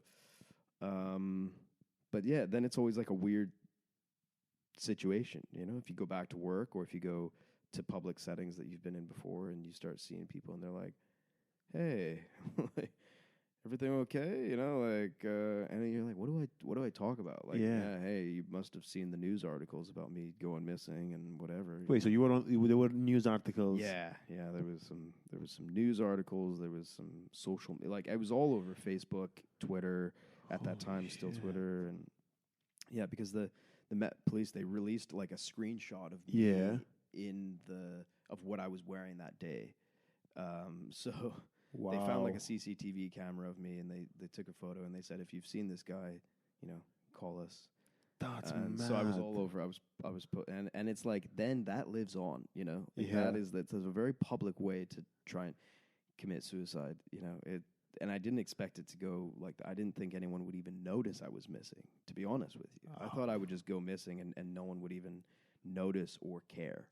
So the fact that like there was so much like social media and appeals and stuff was very weird for me, first of all.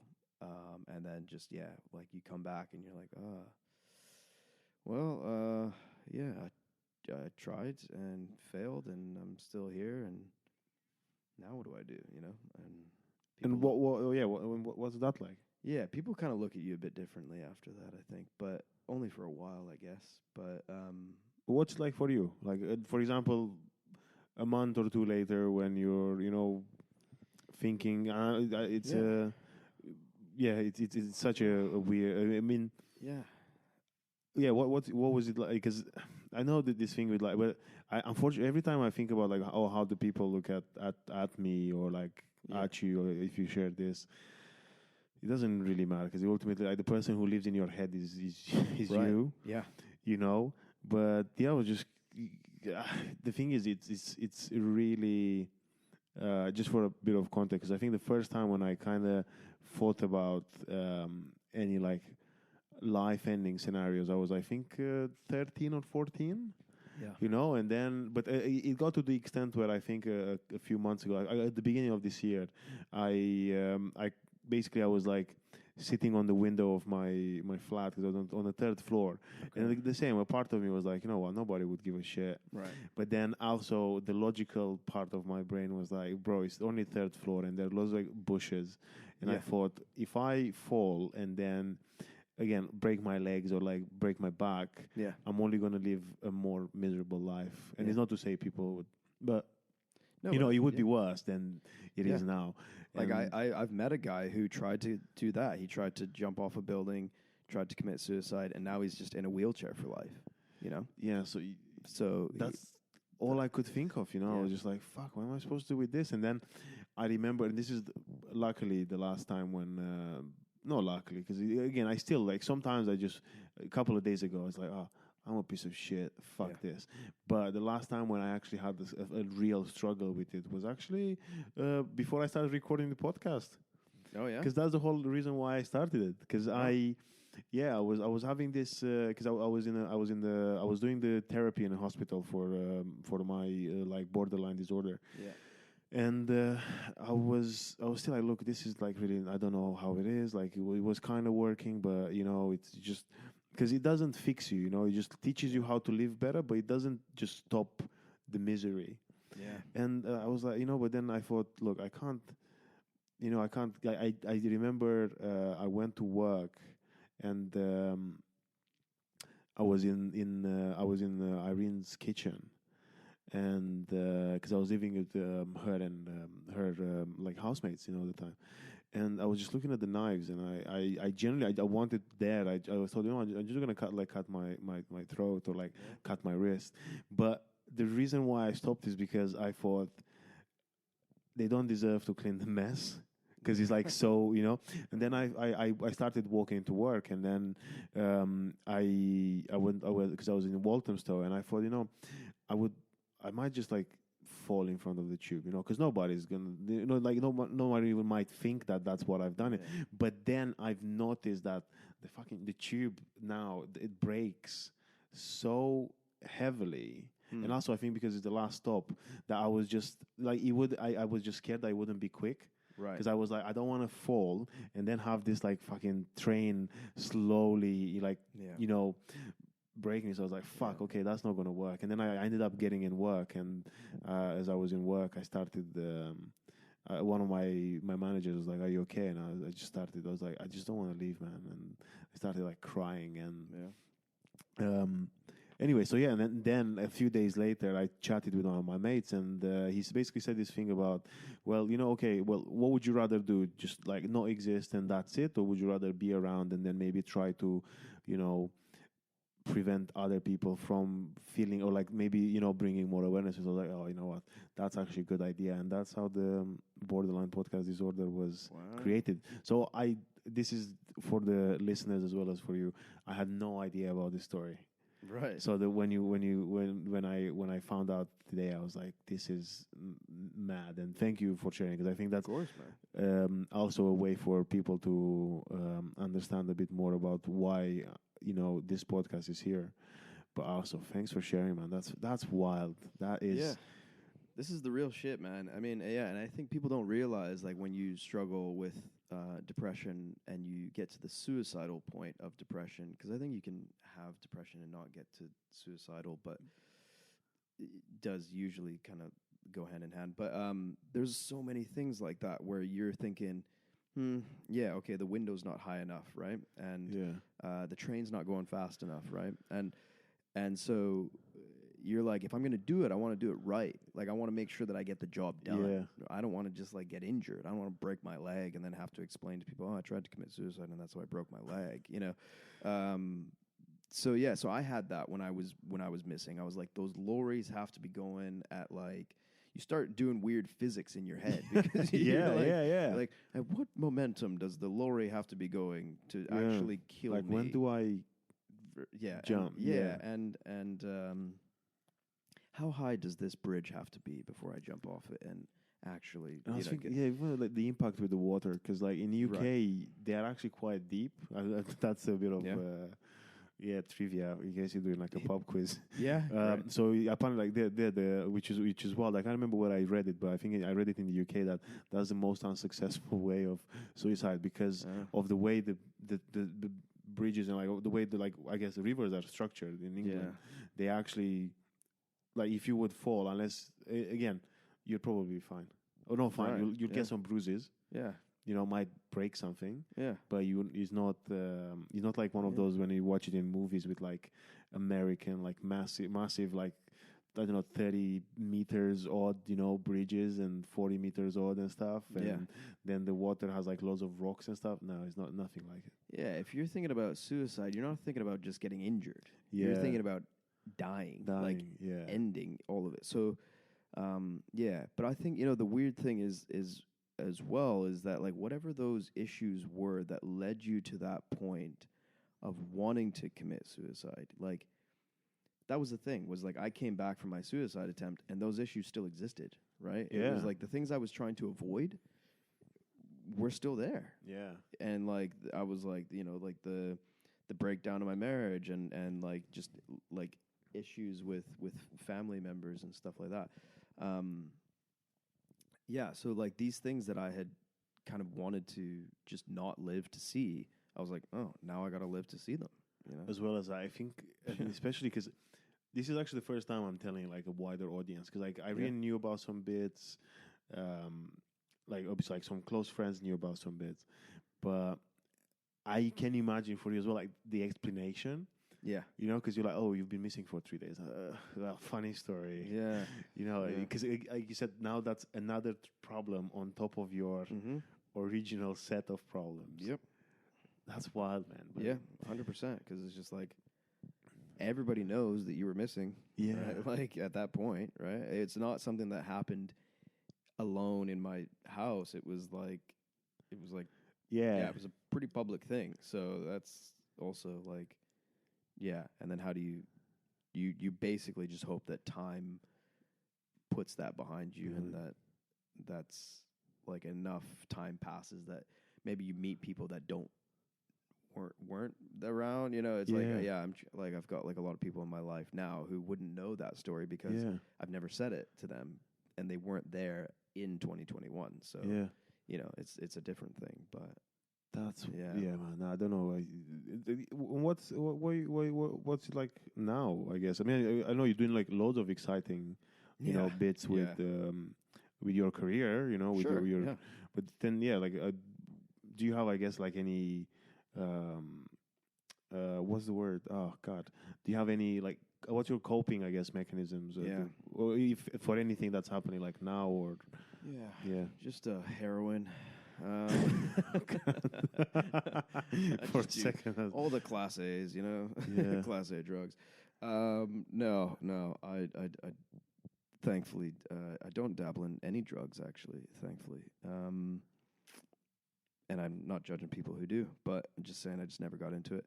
But yeah, you know, I think when you've got a mind like what we struggle with, your mind is not your friend. And that's a song by The National. I love that song. Your mind is not your friend. And but like you are your own worst enemy. And I think that's what happens, you know, is like it doesn't actually really matter how good my career is going in terms of comedy and acting, and I'm doing all these big things and I'm starting to get more opportunities. You know, I still at the end of the day think about how much of a piece of shit I am. Yeah, right? same. Yeah. And just like how I'm like single and alone, or like, you know, you start to like, you know, you think, oh, I'm not good enough. And I think that's the main words that I probably hear myself say is I'm not good enough. Not a good enough friend, not a good enough husband, or not a good enough son, or not a good enough comedian, or whatever it could be, you know. And it's like, so yeah, those are like the things I would, and so it's the way, I guess it's the way you speak to yourself, and the things that you hear, you know, where I've had like, and so that's why it's weird. Like when I get like criticism, you know, I'm like, man, whatever you criticize me about, I've already criticized myself 100 times before.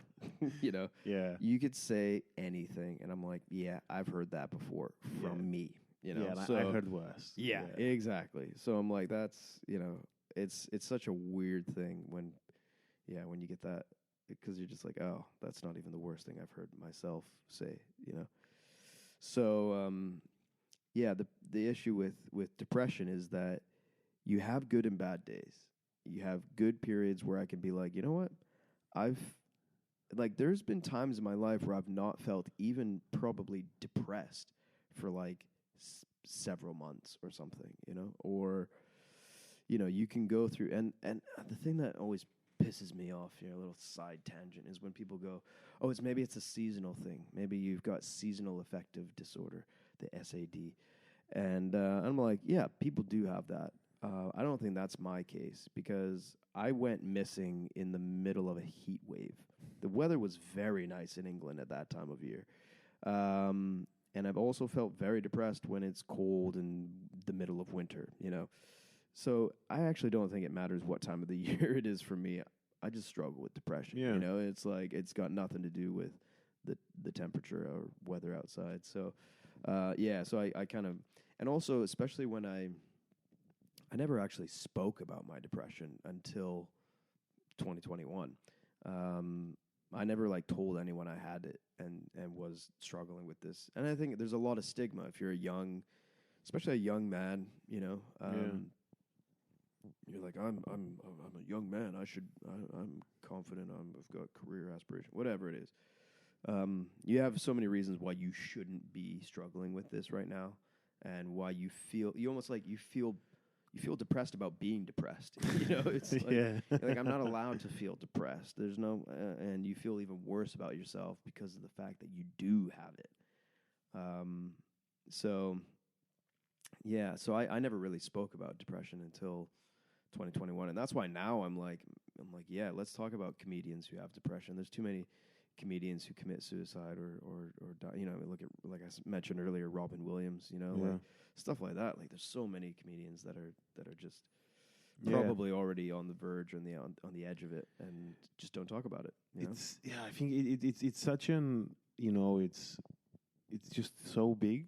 Yeah. And comedians and any kind of person in any kind of like age, and I feel like sometimes most of the times I do believe that, you know, the fact that it's like the elephant in the room, you know, because you look, even when we started talking about it, I was like, I don't know how to like approach this, and because obviously it's not something, it's something that you still perhaps, you know, I like now, for example, I will give again a trigger warning when I but also again it's real, you know, like it's happening, you know. We were talking shit. about for example, about like what your like your grandma's passing, and because like she had to go through cancer.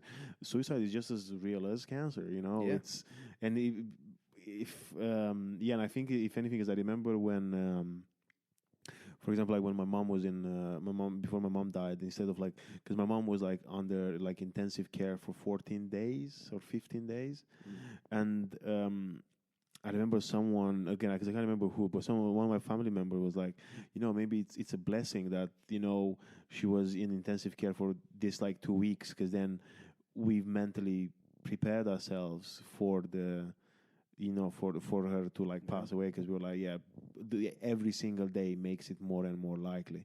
You don't want to believe it, but is there, while, you know, if something happens suddenly where, it's happened with people that I know, you know, or people, friends of my friends, like again, the guy was saying about in April, I was like, you know, apparently everyone at like his funeral was just very like weird and very sad, and obviously not talking much. And I was like, you know, I don't. A part of me doesn't blame him because, like, you know, to get to the point where you're like, and also apparently he was very like, he was an up and coming musician, you know, like he was doing, and again, like career wise, he was doing well. Like he was, I think he was in a relationship, he was having all like these things around, but he was just not talking about, you know, like there was no sort of like openness, like, oh, this is in my head. Maybe if I put it out there, it's just gonna stay in my head. Because I agree, and I find it, again, even with this podcast, where, I agree with you that like my mind is like my worst like nightmare sometimes.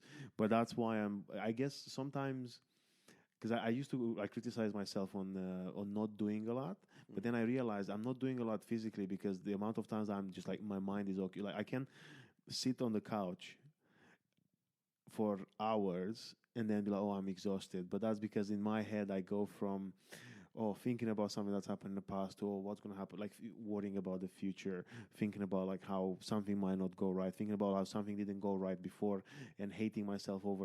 And then I'm like, oh, what is this like? Where's this fatigue coming from? Like I remember sometimes, even from gigs, you know, I have a good gig and I'm like, well, you know what, the gig was nice, but I'm still a piece of shit. Yeah. How do you, you know, like how do you explain that? And then, like I said, when someone goes, well, actually that was shit, I'm like, oh, trust me, shit is a very kind word to describe me as a person, compared to like what I think about. So, man, no, I don't. Yeah, I don't know if you get those post gig blues. Like I get that. Like especially when we were talking earlier about traveling, you know, like it's really like it's hard when even having a good gig where I've just like smashed it out of the park, and then I got to go back to a hotel room by myself and just like sit there and just pretend like that didn't happen.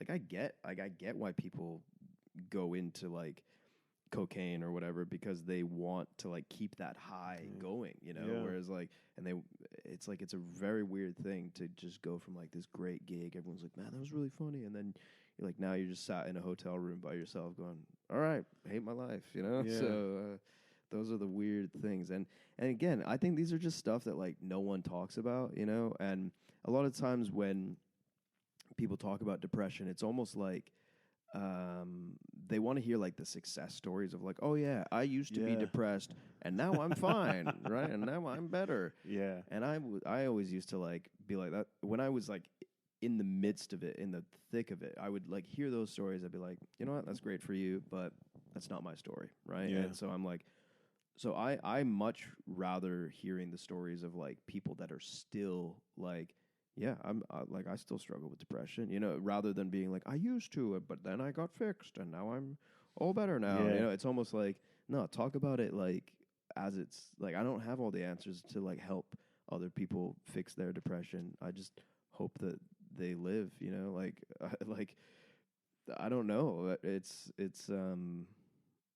Yeah, it's I think there's much more like genuineness and authenticity that comes with being like, yeah, you're right. Like the people that came up to me when I was in those really, really dark moments, and instead of trying to be like, well, you know, just look at the bright side of life, or like they throw out these like trite sayings like, don't worry, it'll be better tomorrow, or you know, tomorrow's another day. You know, I just like hated, like cringed at every time someone would be like, oh, don't worry, things are gonna get better. You know, I'd be like, no, they're not. Like that's how I feel right now. Mm-hmm. And the people that would come to me and would just sit there with me and maybe not say anything, or maybe just be like, yeah, you're right, that's fucked up. Be like, thank you, right? I'm like, thank you, just for like acknowledging and being like, you're right, it is fucked up. Like, Yeah.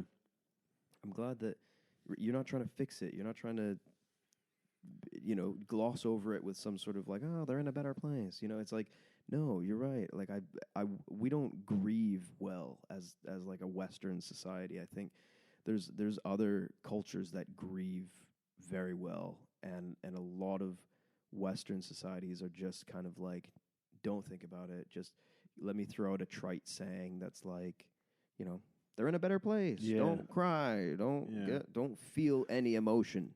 Well, You know? I think it's such a valid emotion. You know, I think through the therapy bits that I've done, they were one of the biggest things that I've learned is that there is no such. I mean, there is no such a thing as a good and bad emotions. Yeah. It's just emotions, period. And like Sure. again, you have the right to feel angry. You have the right to feel happy. You have the right. And actually, one of the other skills that I've learned was the thing of like coping ahead, where you actually acknowledge the fact that you know you're in a bad situation, but then now you're trying to like make things, or like you're trying whatever you can to improve it, or again just allow to live with it. So I agree with you. I feel like everything, I think naturally we like again, yeah, success stories. I think it's just like the way most of the things work. Yeah. And it's beautiful. I think it's cute, you know. He made It's like great. some amazing movies. Yeah. But I agree that sometimes you just gotta acknowledge that, yeah, something like it just stays there. And I actually, I was thinking about it the other days that because since like May, when it was pretty heavy, the episode, and then the one in like September, Yeah. I wasn't. I'm again from time to time not great, but overall not too bad. You know. Yeah. Even though like physically I was ill, but sometimes I I had this thing where this is the first time, because actually I used to have episodes back in the day, and I just thought, oh, okay, hopefully this is the last one, and then it comes again, and I'm like, fuck, not again. Yeah. And now I think a couple of weeks ago I had the weirdest type of the imposter syndrome. I was like, am I still like depressed, or am I still like suffering? Do I still have boredom? And then I went to work, and I after like a couple of hours I was like, fuck. I was like, yeah, okay. Yeah. But it's it's the weirdest type of like, I guess to me at least it was the weirdest type, because I've been in like green rooms with like professional comedians, and I didn't feel as uncomfortable as in my head, where I was like, can I actually call myself as like a person who lives with like depression, like anxiety, or borderline, where I haven't had it in like a month. Yeah. And just the acknowledgement that these things can happen all year around, you can wake up, or like sometimes I just pick up a plate and I'm like, I fucking hate everything. Yeah. Yeah, literally, man. Yeah. And it's like the moments that you start to think like life's going pretty good. I'm doing pretty well. Yeah. And then all of a sudden it hits you and you're like, nope, life's not going pretty good and I'm not doing pretty well.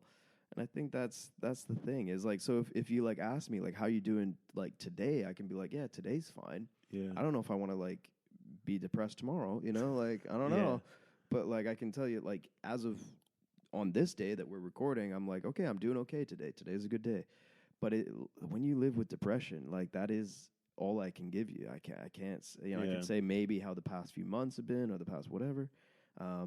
But it's day to day, man. And I think people want to just like, and it's almost like when they ask you like, how are you doing? You know, it's like they want to know how you're really doing, but they don't want you to be like, no, I'm actually not doing so great. They're like, oh. It's like if someone was to be like, hey, you all right? And you're like, no. And they're like, oh. Yeah. He goes, like, oh, great. I wasn't expecting you to say that. Well, yeah, hopefully you'll be better, you know? Yeah. Wait, because you said it earlier where you're like, well, you know, tomorrow's going to be a new day. Tomorrow's a new day, yeah. Every cloud has a silver lining, you know? It's just like all these stupid things that we say that we're just like, ugh. Shut up and just acknowledge how shit life is sometimes. Sometimes, you know? Exactly. And just take it, leave it there, you know, just like allow it for it to be what it is. Yeah. And then move on at an acceptable pace, but not to be, no, I shouldn't. Because, it's weird. I think as a child, as a kid as well, when I was, and even I think it was even as an adult, and I think even of people who are, say, older than me, and they are just started to, like, think about, like, you know, seeing a therapist or, you know, starting, like, to even, like, speak to a GP or something like this, and they're like, I think it's too late for me. You know, it doesn't have like a timestamp. You're like, oh, no. I'm in my 20s, I can't be depressed. I'm in my 30s, I can't be depressed. I'm in my 40s, I can't be depressed. And then like, oh, I'm in my 60s, I can't be depressed because I'm almost like getting retired, and I'm retired already. Yeah. You know, no. It can happen anytime, and just accept it. Just, you know, okay, is there something I can do? What can I do? How can I, you know? And I think that's why I was asking you earlier about, like, you know, whether you have like any sort of, you know, support in place where you're like, oh, I guess, you know, whether you're seeing someone regularly, or whether like, obviously knowing the resources, you know, like knowing there are people. And I think to you it was like hearing it from you, it was such a massive thing where, like, you know, expecting for you to just like vanish, and then actually so many people are reaching out, and, you know, being like bombarded, you know, overwhelmed in some sort of way by the you know, that it's incredible. It's but you still get the thoughts of like, well, where were you when I wasn't suicidal, right? Like, where were you when I was doing okay, you know? And then those people kind of drop off the map. But I didn't really answer the kind of coping stuff apart from my fake answer of heroin. But you know, honestly, like, I think that doing what I love is what is like my therapy right now. So I've done therapy, like, you know, I'm a big advocate. I did it for over a year, and I always like have the guy's number that I can I know I'm like, I wouldn't hesitate to send him an email or whatever, and go back to it. So I think it's a matter of like me just being like, well, when does it get to the point that I feel like I need to go back? But you know, I remember like I did the counseling pretty straight for, you know, like a year straight or whatever it was, and then I was like, okay, I want to know what it's like trying to ride the bicycle without the kind of the braces, support, and so I was like, okay, how can I see if I can ride? Because they try to give you the tools, right, to be like, here's how you can cope on your own when you're not doing therapy. And so I was like, okay, well, I want to see what my life would look like if I was not in therapy but was trying to use the tools, and can I do it? And then there's been times where I've been like, nope, I'm not coping. I'm not coping on my own or with the tools or whatever. So I go back to therapy. I got no problem with that. So I have done that before, where I took a break from therapy and went back. But so currently not in therapy, but always willing to go back. You know, Yeah. it's like always like it's like you're almost like, you know, I like the analogy of the GP because you go to the GP when you're sick, and the GP hopefully gives you some tips of what to do to be less sick, you know. But you know, with physical things, if you've got physically a broken leg, people can see that and they're like, oh, okay, that's healing. That's that looks like it hurts. You see this physical thing. With depression, it's always an internal thing. Nobody else sees it. There's no bruises or anything like that people can see when you just are in your head, you know.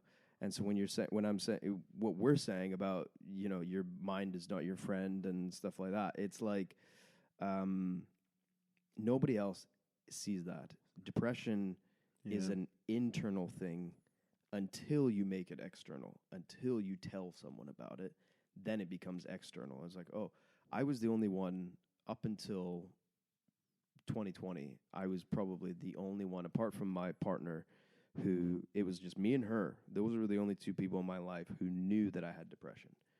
Because I would reckon I've struggled with it since my teenage years. But I never told anyone, right? So I struggled, and it was internal. I didn't tell anyone. She didn't tell anyone. It was internal. And then it got to the point where it was like, oh, now it's external. Now I've talked to other people, people I worked with, people I had as friends in social circles, whatever. Obviously, putting it out on a podcast is an external way of being like, hey, there's something happening in my brain, and it's not nice. It's not cool. So I tried to really just dive headfirst into the comedy and into the acting and just trying to do these things that it's like you said before, you know, it's like I do it because it makes me happy, you know, and if it gets to a point where it's not making me happy anymore, then there's no point doing it, you know? Yeah. So it's like the same with jokes, right? You're like, if I'm not happy with this joke, I'm not going to keep telling this joke. Yeah. And it's the same with anything. So I think that was why I knew I needed to leave that homeless charity, because it got to a point where it was just so toxic, and it was actually quite a huge cause of my stress. And I had to take a lot of time off work. I got signed off from my GP because of the work-related stress of going through that whole disciplinary hearing of like, hey, we're going to fire you and deport you for being a comedian. Like that definitely was a contributing factor to my depression. Like I can't deny that. So I was like, I've got, so I had to take time off work because I was like, I can't just go into work and pretend like these people don't want to get rid of me, you know? So it was a lot of things like that. So I just, you know, try and find, and I always hate when people just say, well, just speak out about it. You know, if you're struggling, just talk to someone. You're like, when I'm struggling, that's the last thing I want to do is talk to someone. You know, like people are always like, I've got people that are just like, yeah, just text me if you ever need me. And then it gets to the point, like, I remember one time I was like feeling pretty low, and it was like 10 o'clock at night, and the first person who I could, or some of the only people I could think of to text were like people that were like, you know, parents of kids and stuff like that. And I was like, well, it's 10 o'clock. This guy's probably put his kids to bed. You know, he's probably, like, he doesn't want to get a text from me right now saying I'm suicidal at this time of night, you know? So there's like, it's not a convenient time for me to be suicidal right now. So I always like, so I never reached out. I never would text the people that would tell me, like, just reach out, because I was like, well, you don't need a text from me right now saying I want to kill myself, you know? Yeah. That's wild. Yeah, I mean, I've, you know, in there are some similarities. I've done that before, where I was like, maybe not now. Maybe I'll reach out tomorrow, you know, and I'll just might not be there tomorrow. Yeah, I know. But I sometimes I think I actually I did it once to one of my close friends, where I was like, funny thought I had last night. But however, once I did message, I think it was in November the year just gone. No, sorry, 2 years ago. I texted one of my mates. I was like, I think I'm just gonna like jump in front of the first train, and he just and then he just replies, "Don't." And I was like, it generally, like when I saw that reply, I was like, okay, But in one hand, it was like because for a while I felt very guilty. I was like, "Am I just like attention seeking here?" But then I realized that it was kind of in my head. I was like, "Fuck yeah!" It was kind of like obviously it's so, I guess, clear. Yeah, don't fucking jump in front of a train. Yeah. But at that time, I was like, "No, I think this is the only option." Yeah. Like, yeah, to me, I was like, "Yeah, I think that's it." Yeah. And It's usually suicide is a last resort. Yeah. Right? Like you've only gotten to the point of actually thinking of suicide because you've like I'd got to that point where I was like, I've done everything else. I've done therapy. I've taken medication. I've chatted to people. I've spoken out about it. And yet I still want to kill myself. So I was like, what else can I do? And people are always like, there's more you can do. And I was like, nope. What? What else? Yeah. If you've given me 4 things to do and I've done all 4 of them, the 5th thing is suicide. I remember I had because I have like I suffer from something called like late insomnia, which is a bit better at the moment, but I don't go to bed as early as I like to. Anyway, when I was doing this, I was chatting with a GP, and then she was like, "Are you doing this?" I was like, "Yes." "Are you doing this?" I was like, "Yes." "Are you doing this?" Because I've learned like I can tell you what's on the sleep hygiene like sheet right now, word by word. Maybe not word by word, but Yeah.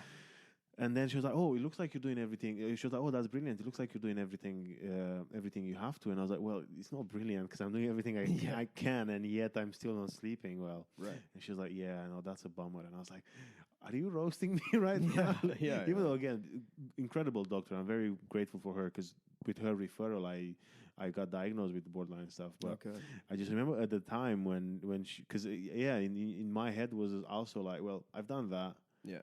You've asked me to do this, I've done it. You asked me to read, I did. You asked me to not use my phone I did. You asked me all these things, and yet I'm still, in the same, or like I feel the same way that I felt earlier. Right. Like, yeah, that's it, I guess. I tried, didn't work. Fuck it. Yeah. But no, sometimes it's. I read there was a book about BPD, and the guy was like, "Oh, just give me 5 minutes." And sometimes I do that. Sometimes I'm like, let me just give myself 5 minutes and see if in 5 minutes I feel just the way I feel now, or to the same intensity. Because apparently it's a psychological thing that like emotions only last like 40 seconds or something like that. No way. Yeah. I call bullshit on that. Apparently they apparently is the after thing that's like dragging along, but like the intensity of an emotion only goes up for 40 seconds, and then the rationalization and everything comes in hand, and like it adjusts. It's like a spike, and right? Then it's slowly, again, with sometimes it's more drastic than other times. Okay. And because I have the whole book when I was in the hospital. They were like, "Yeah, look, because you have this intensity, and then what do you do?" And I've noticed sometimes when I'm like, again, in work, or like sometimes when I'm at the gig and I'm like, "Oh fuck, I hate my life," and then they're like, "Look, wait, don't do anything, just wait," and I'm like, "Fuck, okay," and I do set up like a 2 minutes timer on my phone, really, and I just do nothing. I'm trying to like just whatever is in my head, just fucking clean it up.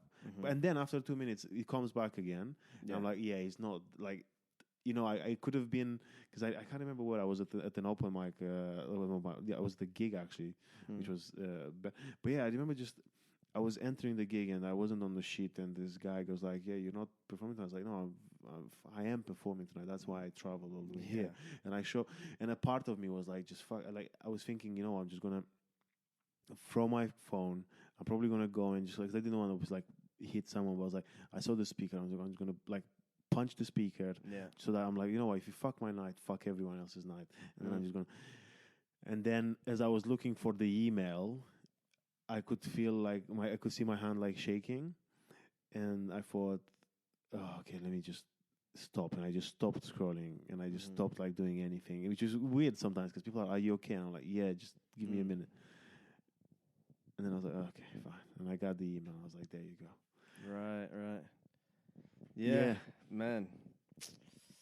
Wow. It's wild. But I haven't heard that before, because sometimes those, like, and I think that's what's so exhausting is when those emotional states feel like, you're like, I've been feeling like this for several hours now, and I'm not seeing any moment of it letting up, Those are what is exhausting. You know?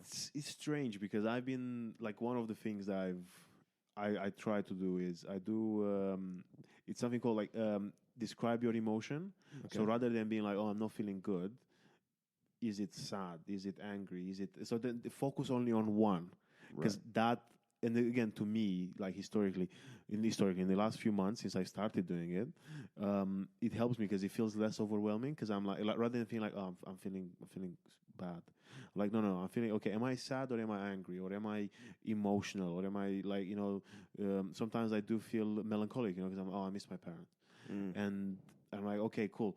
I'm not feeling bad. I am emotional, or I'm not feeling bad. I'm feeling sad, or I'm angry. Yeah. And the amount of times when I realize I'm fucking angry, and then I just focus on that angry, and it makes me less tired because I don't just like because I had like for my first one of my therapists, I gave them this analogy of saying that I feel like I'm a boxer, and I'm just like dodging, and at some point I'm just gonna leave my guard down and I'm gonna let the other guy beat me because I just can't be asked with dodging.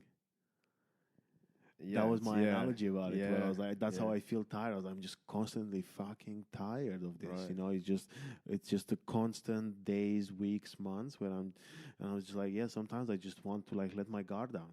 Yeah. And again, somehow because of the I don't know if it's because of these things or again at times like that's the thing. It's not a switch. It's not like an on and off.